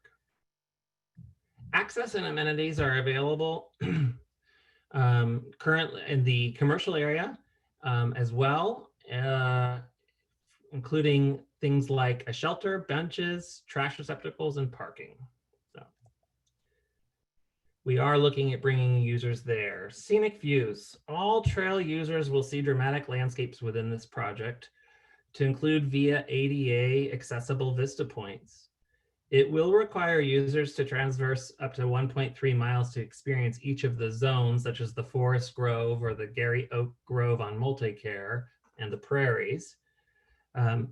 But given the relatively friendly topography and our expectations, a majority of visitors would certainly complete that, at least by their second visit. Views of the entire creek will be assured, while the creekside green vegetation really already stands out when looking across the prairie areas, especially from the upland forest, from the forested upland.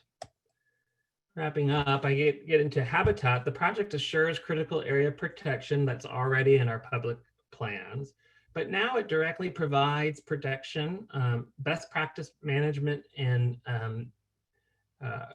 public ownership. This asserts public values ahead of further development, and probably in the most direct and specific way possible. The habitat outcome is that the current critical areas are to become safely accessed, protecting the species while providing awareness, education, and surely spurring more advocacy for rich wildlife in Covington, especially the salmon species. Our partners include the Audubon Society, which already conducts a bird inventory and monitoring program for us on our adjacent community park. They are among our community partners. I'm advancing slides if I can. Thank you. As our other local coalitions.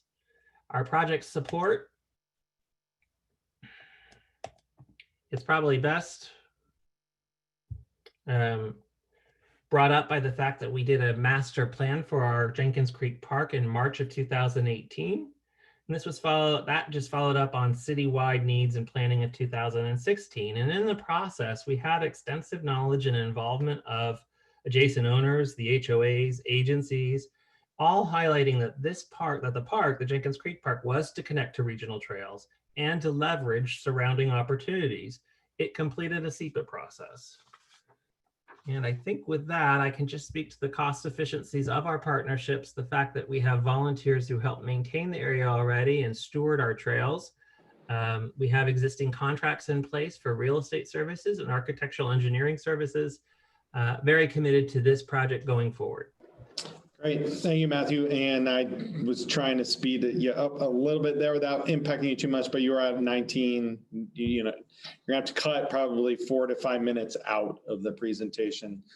So you'll have to condense some of those parts, and you'll definitely want to practice beforehand. When you come back in September, make sure you're under 15, because it is a very hard line when you come back for the final evaluations. We kind of, once you get to that 15-minute mark, we'll be saying, okay, you have to wrap it up in a few seconds. So if you still have 7 slides left, you're not gonna be able to finish it up. So definitely practice, get it down to 15 minutes.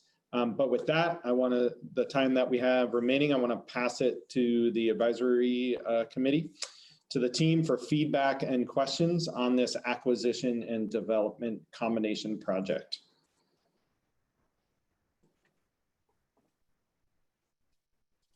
We'll start with Brian. Hi, yeah, thank you for that presentation. It's an interesting connection between the multifamily housing and the school. So have you been coordinating with WSDOT on this? One of the questions I have is about that underpass on a state route. Underpasses and overpasses, non-at-grade crossings are not always a first choice of WSDOT. The FHWA has found that people will tend to cross at grade anyway. They often feel uncomfortable in underpasses, unsafe from not a car safety, but a personal safety viewpoint. And then for overpasses, there's the extra effort that's required to climb up and over the roadway. So it's currently not it's only 2 lanes, if I'm seeing this correctly. So I'm wondering why other alternatives for getting across there were not looked at. Yeah, well, thank you very much for the question. And the highway is being expanded here to 5 lanes. And in the expansion process, the underpass is being placed in. And to your concern about it being optimal or not, I can tell you that it is optimal in our perspective, if it connects to a trail system and users. It would not be optimal as just a street crossing and too likely underutilized. I will say that it is within the city's purview of its own right of way, as well as our choice to elevate within the project to have an underpass. It's very intentional. It will require that consideration of how to design it for safety and for user friendliness. Appreciate that concern very much. Yeah, I do just caution you on there, unless I'm seeing the statistics incorrectly. The city is under 27.5 population, 27. And so WSDOT's right of way, when WSDOT has a highway going through a city under 27,500, then they are directly involved in anything that happens between curbs. So just to double check that you're coordinated well with them. Thank you. Thanks, Brian. Next committee member, Lori Vigu with Department of Fish and Wildlife. Yes, thank you, Matthew. Good presentation. A question on that trail segment 6. It appears that it's going right through. I'm not sure if that's wetlands or you said riparian or forest.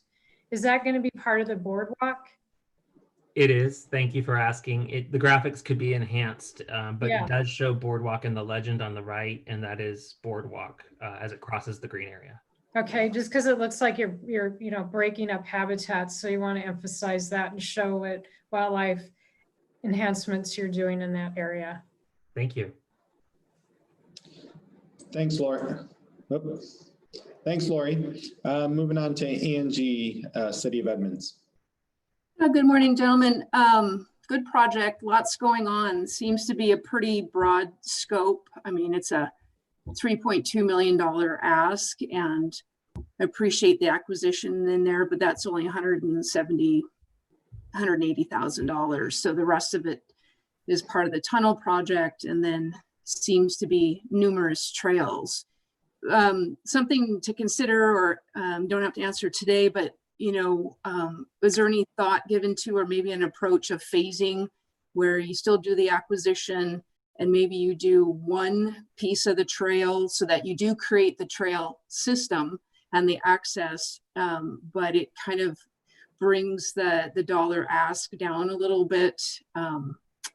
That's a pretty sizable ask. And then also maybe talk next time a little bit more about the tunnel and how much this project, I think there was quite a bit of allocation, over $1 million around the tunnel piece, but it sounds like some of that's also with the highway improvement. So talk about the whole highway improvement and how much of this tunnel is part of the trail project, but then how much of the tunnel and above the tunnel is part of the highway project. What percentage of the highway project is the tunnel of this? So kind of looking at that. And then also highlight, once you come out of the tunnel on the south, what you're connecting to. If there's sidewalk, path, residential units, what's on the other side, and why is that tunnel so important? So, but good job with the connection with the schools and the housing. I think there's a lot of potential here. So just some thoughts for next time. Thank you very much for that. I just want to comment that the phasing is a great suggestion. We're giving it more thought. But to clarify, and we need to do this in our project, the ask is for $1 million and it is not related to the tunnel. The tunnel is our contribution and our leveraging of the funds. So I'll have to clarify that the dollars of this grant are not to go into the tunnel. They just are part of a leveraging of our funds. Okay, because your information in the system shows a $3.2 million ask from RCO. So I think the tunnel is in there, and I see what you're saying, and that's part of the match, but it's showing as an expenditure. So thank you. Can clean that up. Thanks, Angie. And we got time for one more. Let's go with Sam with Department of Natural Resources. Good morning.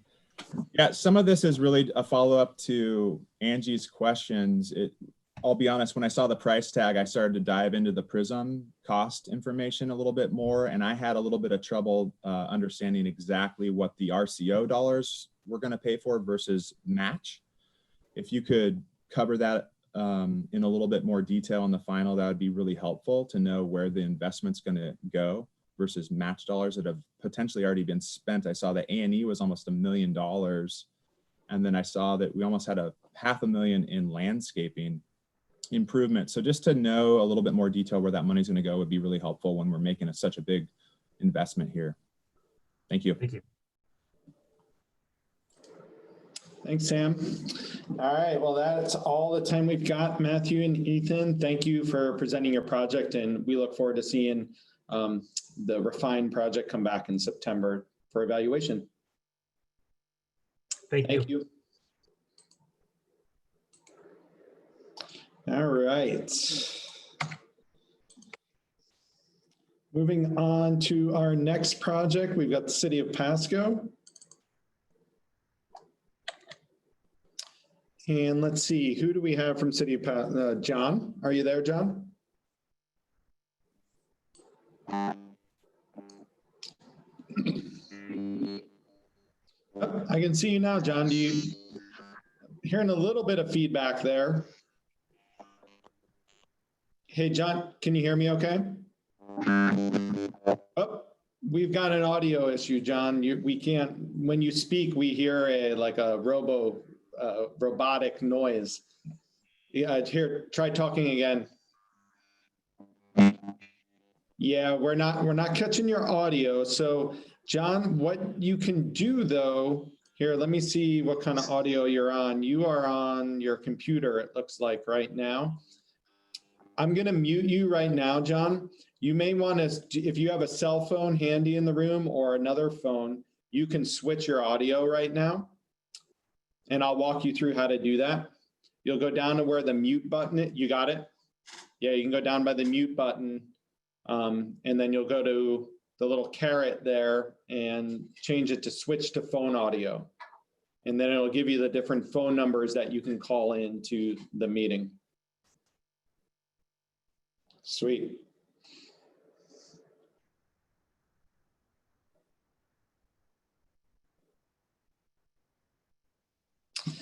And advisory committee, while John's getting his audio working, this is a good chance for you to maybe get up and stretch, go get another cup of coffee, maybe stop by the natural resource building and drop me off a cup of coffee because I could really use another one.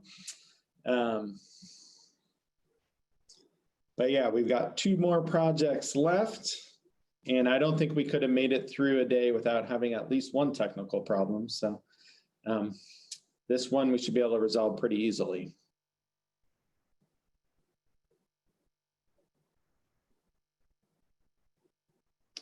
All right, John, I see you're on the phone now, and can you hear me okay? Yeah, I can. Is this better? Yes, we can actually hear you, so that's way better. Excellent.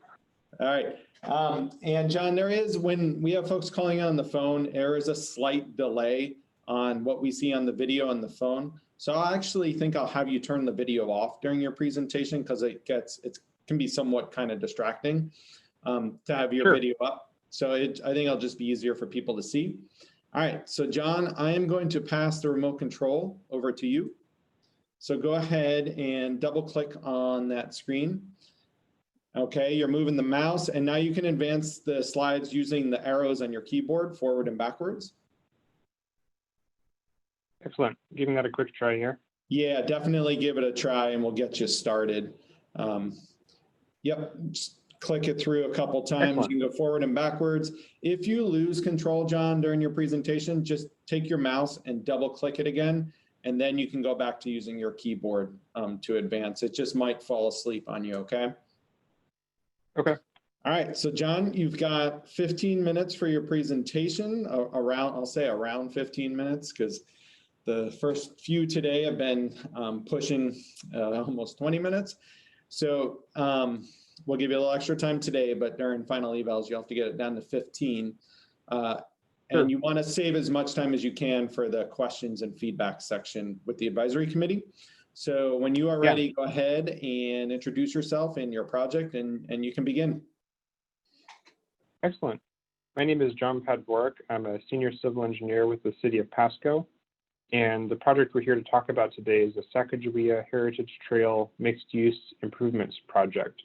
The primary focus is upgrading a trail network by fixing a missing link so that it's compliant with mixed use standards. So that was the introduction. In terms of where we're at, we're in the southeast corner of Washington. The project is by the city of Pasco, and it's along the Pasco waterfront, but you'll see that it connects the 3 tri-cities together here. So in this slide, you can see the project location. The trail runs in a circuit and it crosses the Columbia River in 2 locations. So it actually connects Pasco, Kennewick, and Richland, and there's a trail extension that goes up to West Richland. So it connects basically a lot of the key waterfront infrastructure of those 3 cities together, and a lot of the trail networks within those cities connect back to this main loop. So as you can see here, green is parks. Little hiking symbol is areas where you have the opportunity to enter this network and go for a walk or a bicycle ride. So you can see there's a lot of green space along the river. Those different cities have prioritized adding city space along that key real estate with waterfront views and water access. So there's a whole lot of parks along here that are connected obviously by roads, But this trail network is the network that connects all these different waterfront recreational opportunities and the businesses along the waterfront for pedestrians and bicycles.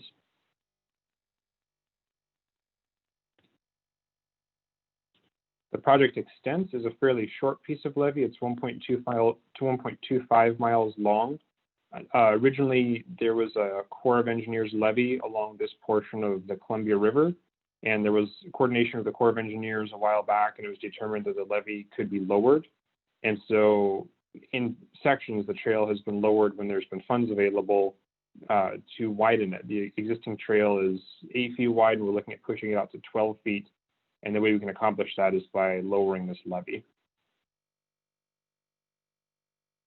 In terms of project need, the AASHTO guide for the development of bicycle facilities talks about minimum widths. They recommend 12 feet or 10 feet minimum, 12 feet is preferred for mixed pedestrian and bicycle use. And that's for safety considerations, and also it reduces user conflict. There's less bicycles and pedestrians trying to navigate how to share the trail. You can see in this photo here, there's a person walking their dog, and the person's in the middle of the trail and the dog's at the end. So you can imagine there's a lot of people with dogs that go walking in this area. So when there's bicycle traffic on the trail, it's common that there are instances where there has to be a bit of a figuring out of how to navigate the trail width given the users that are using it. So there are underserved populations, and I won't dive into all the census tract information, but one of the nearby census tracts has a median household income of $34,902 a year, which is just over half of the state's median income. That same census tract is 85% persons of color. There's essentially an old town area of Pasco that's the low income area with a lot of old buildings. And that's one of the census tracts that would be nearby this project and would greatly benefit from its implementation. This photo is of one of the regional events that's held along the water. This is actually along the Sacagawea State Trail. So there's, it's called the Waterfallies event every year, where there's essentially what our version of Seafair. You guys are familiar a little bit more with some of the Seattle events. So there's very heavy use of these facilities for summer events. There's heavy day-to-day use, but a lot of the cities focus their events along the water. So these areas where there's parks provide the parking infrastructure and the city property to allow us to do large events. So connecting these areas with accessible trails is a really big deal for us. You can see here, this is a snapshot of our bike ped plan, where we look at the different trail networks. The light tan network along the Columbia down here is the Sacagawea Trail. You can see that there's a lot of trails through neighborhoods that connect to this trail network, or connect, along major roads using sidewalks and sometimes bicycle lanes. But you can see that one of the main arterials for this trail system is the Sacagawea Heritage Trail. And the Sacagawea Heritage Trail has been identified in the bike ped plan, obviously. There's a Sacagawea Heritage Trail Master Plan this is mentioned in, the Benson Franklin Regional Transportation Plan, and all the adjacent levees have been lowered except for this one segment. So this is the last segment that doesn't meet current mixed use width standards. Regarding linkage between trails, this segment of trail being improved serves existing trails in that it brings that loop up to minimum width standards. It's kind of a challenge for local cyclists. There's a lot of cycling clubs, and the different widths and different geometries, they can accommodate it, but there are areas that are much more friendly for mixed use of bike and pedestrian, and there's areas that aren't. So being able to connect these to where people can expect a more uniform experience will improve safety and just the user experience of the area. Regarding linkage between communities, this trail loop links 2 different counties, and my application said 3 cities, actually 4, because West Richland is a city with this extension up here. So it really grabs a whole lot of people. I believe it's ballpark 250,000 people who live along the Columbia in this area. This is the main trail network that connects all those waterfront facilities. So it's the primary trail network servicing those communities. It has city parks and state parks, and there are areas where there's waterfront businesses developed along that corridor with the purpose of attracting people using the waterfront recreational facilities. Regarding project design, the existing path width is 8 feet. We're looking at expanding that to 12 feet in compliance with the AASHTO guide for the development of bicycle facilities. That'll reduce bicycle pedestrian conflict. The trails that we're looking at improving is separate from the roadway. As you can imagine, with a trail network as extensive as this, there are areas where, you know, the city has property, and there's areas where we have to navigate the trail through a neighborhood, then it gets back onto a trail again. But this section of trail is just along the waterfront, separate from roads. All the improvements we would be installing would be ADA compliant, and there'd be increased connectivity and development opportunities as these parks get built out with our population growth. There's already trailhead infrastructure in place for this trail network, so we don't have to worry about that. The city is moving forward with the design process. We recently received a 30% design and cost estimate, and we're working on the permitting process. Since this is a Army Corps of Engineers levy, we had to coordinate with them to make sure that they were all right with where we're headed, and that coordination is going well. We don't anticipate having to go through an extensive environmental permitting effort since we're not doing in-water work. So we anticipate this should be a fairly straightforward permitting process. And our current plan is to continue to do the design work for this year so that we have a project ready next year to go out to bid. So one of the benefits of this project is that we already have designed and constructed adjacent improvements and have feedback about how those facilities work. So this photo shows one of the adjacent improved segments with the widened trail and picnic benches and sun shelters. We're looking at installing similar facilities along our new trail. Regarding sustainability, this project will encourage active transportation choices. As I said, it links a lot of these key areas together. So the weather here is beautiful. It's frequently sunny, so people have a lot of opportunities for outdoor recreation if the facilities exist. So being able to connect neighborhoods and businesses with accessible trail networks will encourage active transportation choices and provide residents the opportunity for physical activity by giving them a safe and enjoyable option. Regarding water access or views, the trail connects, as you saw, that whole network of waterfront facilities. So we have boat launches, beaches, the whole trail goes along that previous levee alignment. So it has waterfront views and mountain views along the whole network system. So it's pretty good views. It's not the same views you would get standing on top of a large mountain, but in terms of regional views along our waterfront that the city has to offer, they're some of the best. Here's a couple of pictures of adjacent park facilities connected by this trail network. And these are two of our boat launches. So there's boat launches, there's parking infrastructure. During the summer, these areas get packed out with people. And so we don't anticipate that building this project would, during this peak use times, substantially create a better situation where people decide to use the park. I think people are already using these facilities. It's a bigger issue to provide them a safe infrastructure and to be able to accommodate the volume in a way compliant with current design guidelines. So we have river views, island views, and what we call mountains over here in the back. I think some folks from the other side of the mountains may call them hills, but that's up for debate. There's scenic views. Again, we have mountains, islands, sunsets, green spaces. It connects a lot of the key outdoor space in all three of these cities.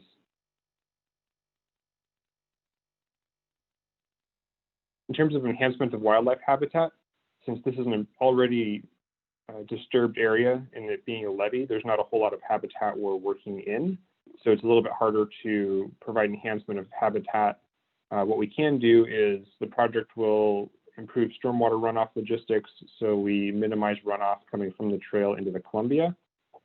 And also lowering the levee will increase continuity between the waterfront habitat and uplands habitat in a lot of these green spaces and wildlife refuges. In terms of project support, we have overwhelming support from the community and local businesses. A lot of the community is very familiar with the waterfront parks and this trail network. We've done public outreach, and we had overwhelming support both from people who use the trail network and from property owners and businesses who saw financial implications for that area of trail being improved. Residency view is somewhat blocked by the existing levee, so a lot of local residents were excited to have that levee lowered so they could go from looking out their window at a levee to looking at the Columbia River. So that'll help navigate a lot of sometimes tricky logistics of neighbors who get grumpy when there's construction in their backyard. All the folks would be working along the property behind their residence would be excited to now have the improved views. We got letters of support from the Benton Franklin Council of Governments, from Franklin County, Tri-City Water Follies, which is that summer event similar to Seafair, Visit Tri-Cities, and also the Chinook Cycle Club. In terms of cost effectiveness, city funds will be used for the match. We've looked at different logistics, and we've fine-tuned our design at a 30% level to be as cost effective as we can. A lot of the cost associated with this project is just the excavation and moving of that levee material. So there's not a lot we can do on the design end to make that more clever, but we've done what we can. So I'm at 14 minutes. So that's the end of my presentation. I appreciate you guys' time and taking the time out of your day to go through this with me. Are there any questions? Great, thank you, John. Good job on the presentation and with your time as well. Questions from the advisory committee?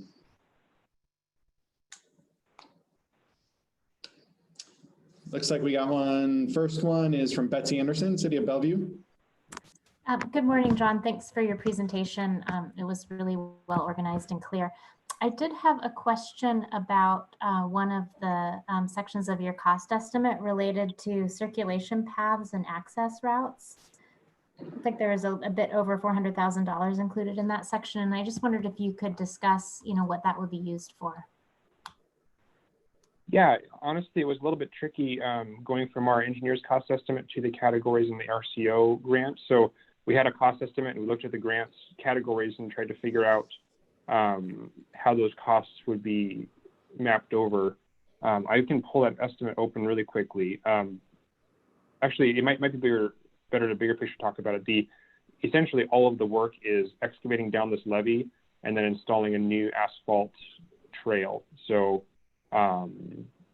I can dig in. Do you want me to take a second, dig into that, or just do that for the final presentation? Yeah, I wouldn't worry about that so much. My understanding of that category was that it was more dedicated toward sort of supplementary access routes to the primary trail project, but that might just be something you want to look into in a little bit more detail for the final round. Okay, and also there's a few different neighborhood access points that would need to be improved, because when we lower this, we have to provide ADA access to those corridors. So there's a chance that was the money that you're talking about. Okay, that makes sense. It might be helpful to show those neighborhood access points to us as well as part of the presentation. You've got a little bit of time, and that would certainly strengthen the argument about serving the community and connections. Yeah. Excellent. Thank you. And John, your grant manager, Allison Green, I'm sure she'll have a lot of feedback for you as well, and she can make sure you're getting your costs laid out in PRISM correctly if they need to be altered. Okay. Other questions from the committee?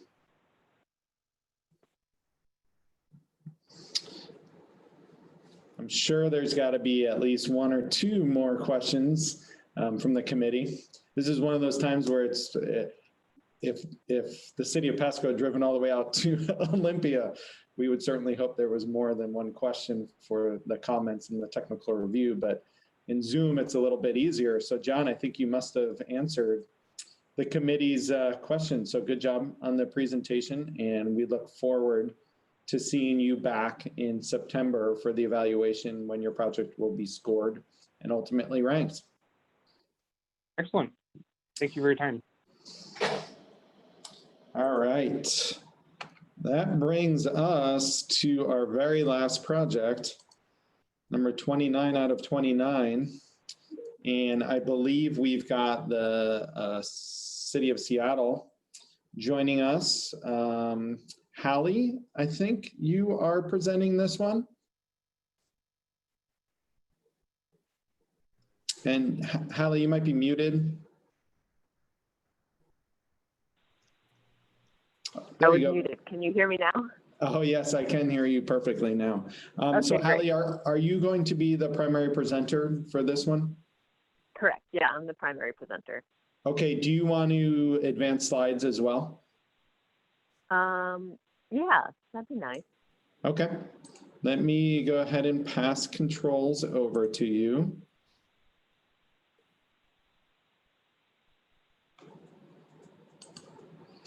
All right, so Hallie, you can go ahead and use your mouse to double click on the screen.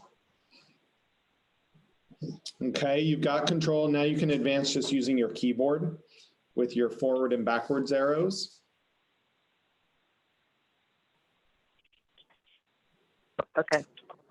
Oh, and 1 second here, Hallie. Greg, I see you've got your hand up. Yeah, I don't have this project in my in Prism. I think it crashed for me. Prism crashed. Okay, you may have to re-log into Prism, Greg. Hey, Kyle, it's Allison Green. I think it's a Prism-wide issue right now. All the grant managers are also having issues. Yeah, well, I just got word during that last presentation that there was some issues, but it can be resolved. If you go to the RCO website and click on the link and you log in through the Prism login on the RCO website, it should resolve that problem. So it's still giving a non-secure connection, even if you try to log in fresh. Are you going through the RCO website, Melinda? Yeah, I am. Okay. So when you click Prism login, it circles and then basically gives you an error message about not secure and doesn't, you go back to safety, it doesn't take you anywhere. Okay, so, I just actually got it myself here now. I had the project up, but it looks like Prism may have just gone down, which occasionally Prism does go down, and it can cause problems. Fortunately for us, we are on our last project. I think what we'll do, Greg, is we'll go ahead and we'll have the City of Seattle present. And we'll make sure, everyone will have the ability to look at all the metrics and the information for the project, but this will be a great opportunity for the city to present their project and explain it in detail. And then we can use some additional time to ask more questions since you don't have the metrics directly in front of you right now. And since this is technical review, everything should be fine with that. And we'll make sure this doesn't happen during the evaluations. All right, and so going back to you, Hallie, I think I may have taken the control away, so you may have to double click on the screen again with your mouse. All right, you got it. So okay, and we're sorry, Hallie, that our data system went down, but that does not affect at all the Zoom system right now. So we see your presentation great. We can hear you good. You've got around 15 minutes for your presentation. You have 10 minutes or even a little bit more now because we don't have the database for feedback and questions. You are the very last project of 3 days of presentations. So the committee is eager to learn about your project and very excited. So with that, feel free to introduce yourself and begin when you are ready. All right, thanks, Kyle. So my name is Hallie Brine, and I am the transportation planner working on our Flume off-leash area and trail development project. So what this is proposing is it's a joint collaboration between the Seattle Parks and Rec Department, the Seattle City Light Department, and also the Seattle Department of Transportation. And we're taking this abandoned lot that you can see in the upper right-hand corner, and we're turning it into both a trail and a dog off-leash area. So it'll be a new shared use path connecting these two communities in Seattle and a new green space for a really industrial neighborhood that lacks open spaces and trees, and also a new dog off-leash area. So we are in King County on the west side of Washington State, and the project is down in the Georgetown neighborhood, which is in South Seattle. So I have some more zoom-in pictures here. You can see where the outline of that Georgetown neighborhood is, and the red star indicates where this project is. We're next to the King County International Airport, and then also along the historic Duwamish Riverfront, and really close to the South Park neighborhood, which is on the southern border of the city of Seattle. So our site is an old flume from the Georgetown Steam Plant Museum that closed in the 1960s. So that was runoff water coming from the steam plant and draining into the Duwamish Riverway. You can see right here, it's located right next to a large Boeing facility. So those are all the buildings that are on the right side of the property. And then on the left side of the property is just commercial, kind of industrial, a motel and a gas station. So the need for this project, this is a community asked for project. Right now, there is not a lot of parks or open space or a safe way to bike from the Georgetown neighborhood to the South Park neighborhood. There's lacking facilities, missing sidewalks. And you can kind of see here, this project is part of the larger Georgetown to South Park Trail project. And so I think that's kind of one of my questions for this technical review. And I'm pretty sure the whole trail project that we have in mind doesn't qualify for this grant. And so that's why we're kind of just going after this small section here. It's a really important section that will connect the route and increase bicycle and pedestrian access between these two communities that currently don't have any. And the main reason for that is because it's not on a main roadway, and it's separated from cars and travel on a completely different lot. So the Georgetown neighborhood is home to significantly lower income and underserved populations. Recently, we've had the West Seattle Bridge closure, and with that comes about 100,000 new vehicles per day that are going to be traveling into this neighborhood and increasing air pollution, which is already a problem in this really industrially heavy area. There's a lot of impervious space, and so giving them, trees and another mode to use besides cars is really important to this neighborhood. This part of the trail is in so many plans that we have in the city. A big part of them are the Bike Master Plan Implementation Plan for 2019 to 2024. It's also noticed in the City of Seattle Pedestrian Master Plan, and it's in the Freight Master Plan too, as far as improving other mode connections in the area. Another important thing is the Duwamish Valley Action Plan, which is a citywide effort between a bunch of departments to improve public health in the Duwamish Valley. And part of increasing public health is giving community members other options to recreate in their community that don't involve driving a car outside of where they live. And so the lime green line that we see on this map is the route between the two neighborhoods. You have Georgetown in the north and you have South Park in the south. And so our project falls in the middle of this. Eventually, there will be more connections in the north that can take you up to the city of Seattle. In the south, there will be a new neighborhood greenway facility that will connect to the larger Georgetown to South Park Trail that takes you all the way to West Seattle on the Duwamish Trail.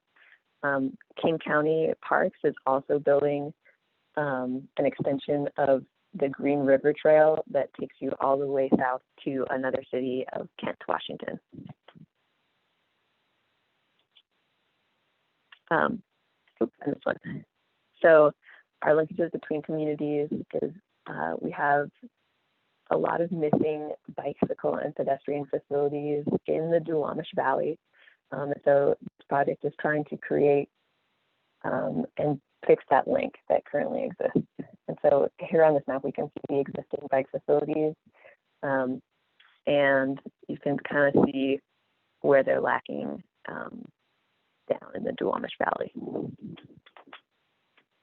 So our project design is to build a 12-foot shared use path with 2-foot buffers on each side. And then along the trail, we're going to have trees and plantings. This design also includes a new bioswale. There's existing stormwater infrastructure on the site, and we're going to build a new on-site stormwater management. We're also going to bring pedestrian lights to the site so that people feel safe. There is a historical existence of crime at the site just due to illegal dumping and kind of the neighboring land uses around the site. So here's kind of a site plan of what the trail looks like in this property. We are on the western side of the Flume property. The tan area is the development that's going to take place by parks. And the green is our trail. And there's like a slight pink, and that's also going to be our pedestrian path. And then here's kind of getting closer to 30% design, where we've outlined more where there's going to be parking, where the dog off leash area is going to be fenced in, where our bioswale is going to be, which is closer to East Marginal Way, and where our trail will fall, and bordering facilities such as fences, gates, ADA access, and new curb and gutter that we will need to build on each side of this property. And then here's the latest rendition of our site plan. You can see we've added our trees and kind of fleshed out more what our materials are looking like and where the bioswale will be. So here's a cost estimate. I took all of these numbers from the PRISM site, so hopefully it's not that big a deal that it's down. So our construction total for this project is $1.4 million. We are asking the RCO for $1 million for this project because we have $400,000 local match. I do have new cost estimates that I think I'm going to edit these with, just because we've gotten farther along in design now than when I initially filled out this application. As far as sustainability and environmental stewardship go, we have a lot of air pollution impacts in the Duwamish Valley, and this gives us new plantings and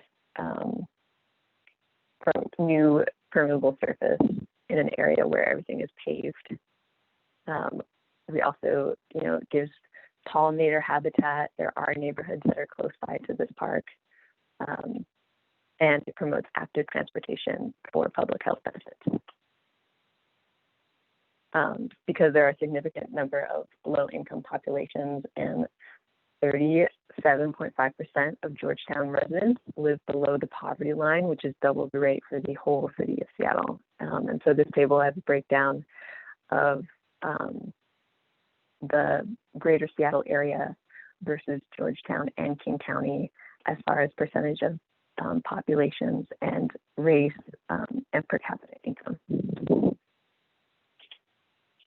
Water access and views. This property is part of the historical Georgetown Steam Plant Museum that does have connections to the Duwamish River. While there's not the best, I think I have a picture of, this is kind of our view looking from where we are in the orange arrow across East Marginal Way towards the Duwamish River. There is a park on the southern end there, and so you can at some point get like a little glimpse of the river, which is really important in an area where it's really highly industrial, and this is a historical cultural river to the city and to native populations. Scenic values, This is a area of low scenic opportunity as far as green space goes and vegetation. We're in the Duwamish Valley Manufacturing and Industrial Center. And then again, we also have this value of historically kind of connecting to the Duwamish River within the community. So here I have a map of kind of orange represents our hard surfaces and green is permeable surface. And you can see that it's really dominated by the orange. With the addition of this site, it would add more green back. So for our wildlife, we have our new stormwater bioswale infiltration and,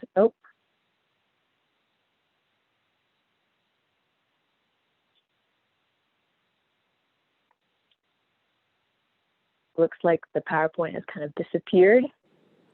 Yeah, we'll get it back here in a second. Not sure what happened there.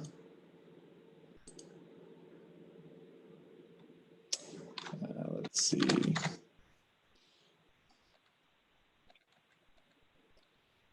Were you here, Hallie, somewhere in this? Yeah, that's, okay. That's great. Okay, you can begin. Sorry about that. Okay.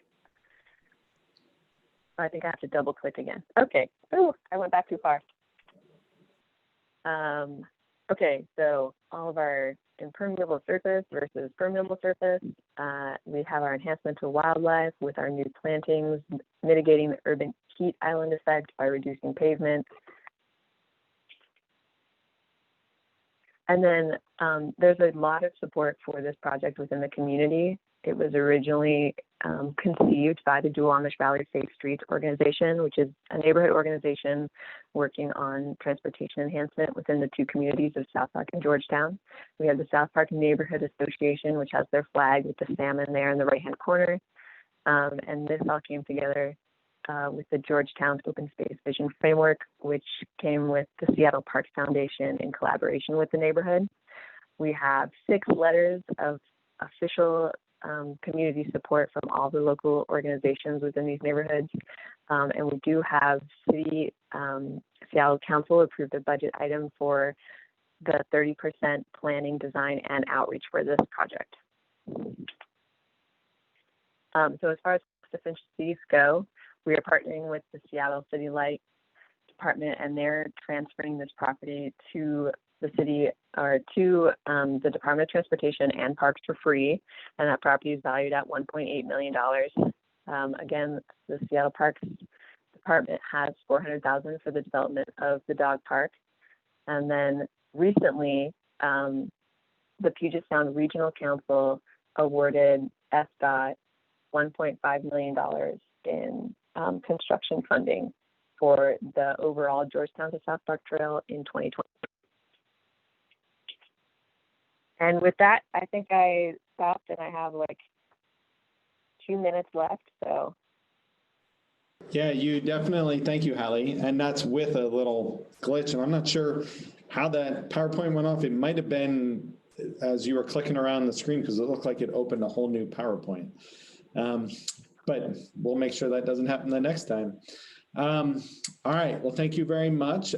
Questions from the committee about City of Seattle's project? We'll start with Brian. Hey, Hallie, thank you. Boy, this seems like such an important project. I've done a lot of riding in that area just to understand how difficult it is. People in those communities to get around to, whether they go to the community college or any of these areas, really, really impacted area. I'm looking at the neighborhoods themselves on the satellite view, and it might be something worth pulling in a slide of that, just because you can see that density of neighborhoods on either side of the parking lot area. And I also, I would emphasize that point you just made, that the rest of this trail is going in. It has that 1.5 million, just because otherwise it seemed like, you know, maybe in the future we'll be going for getting the rest of this stuff done, but it didn't apply to this grant, and I get that.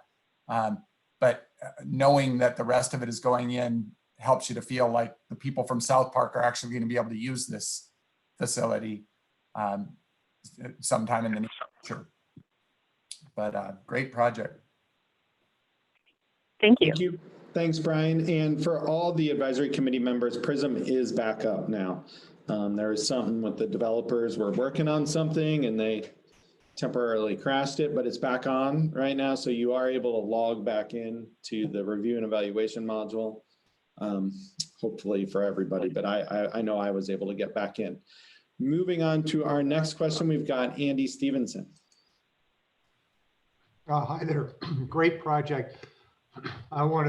So Brian spoke to a lot of what I was going to say. I really would like to see more about this trail's connections and the rest of the larger trail. It came as a revelation to me on the last slide to discover that the rest of the trail has significant funding and significant impact. That should move up, I think, fairly far forward.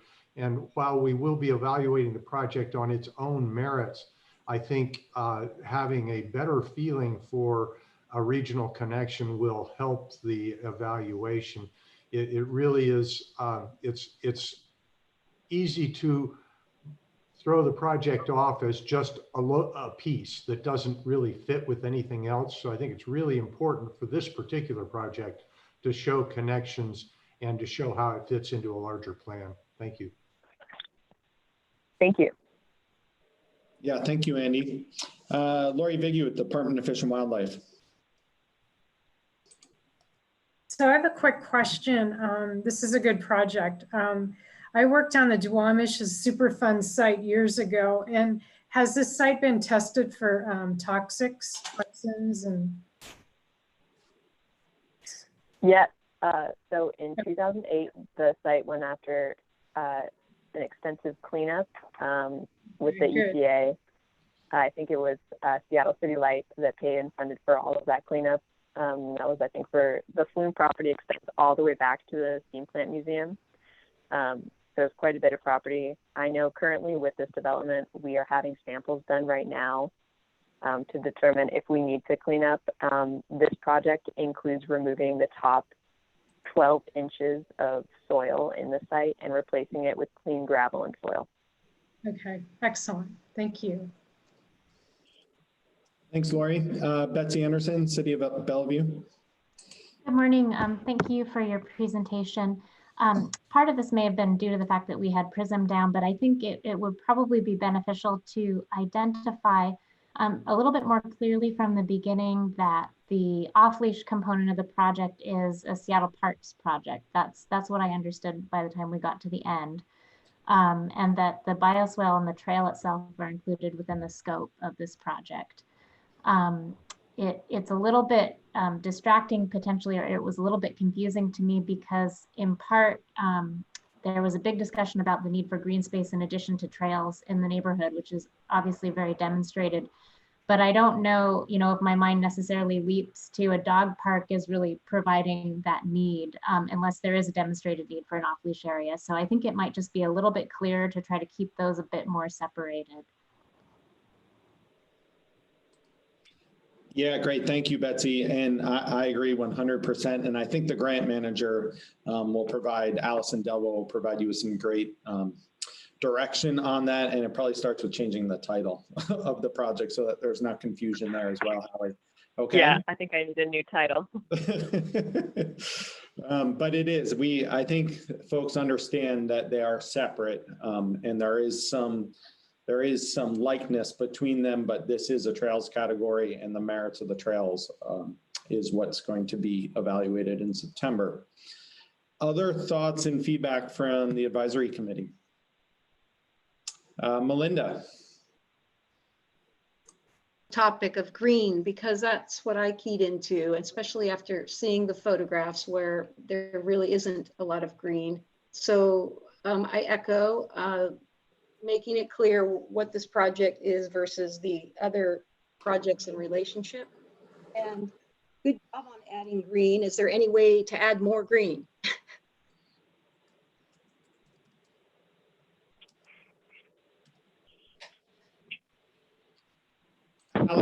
Hallie, did you get that? I think I missed the question. I'm sorry. So it's about the green, and so focusing on what this project provides in terms of those enhancements, and is there any more that can be done to enhance providing more green space in this area on this trail section? Yeah, we will look into anywhere else that we can add more impervious surface than we have in design currently. Okay. Any final thoughts from the advisory committee? All right, I'm not seeing any right now. So thank you, Hallie, very much for the presentation. I'm sure your grant manager, like I mentioned, Allison, will be in touch with you. And we look forward to seeing you back in September for the evaluation.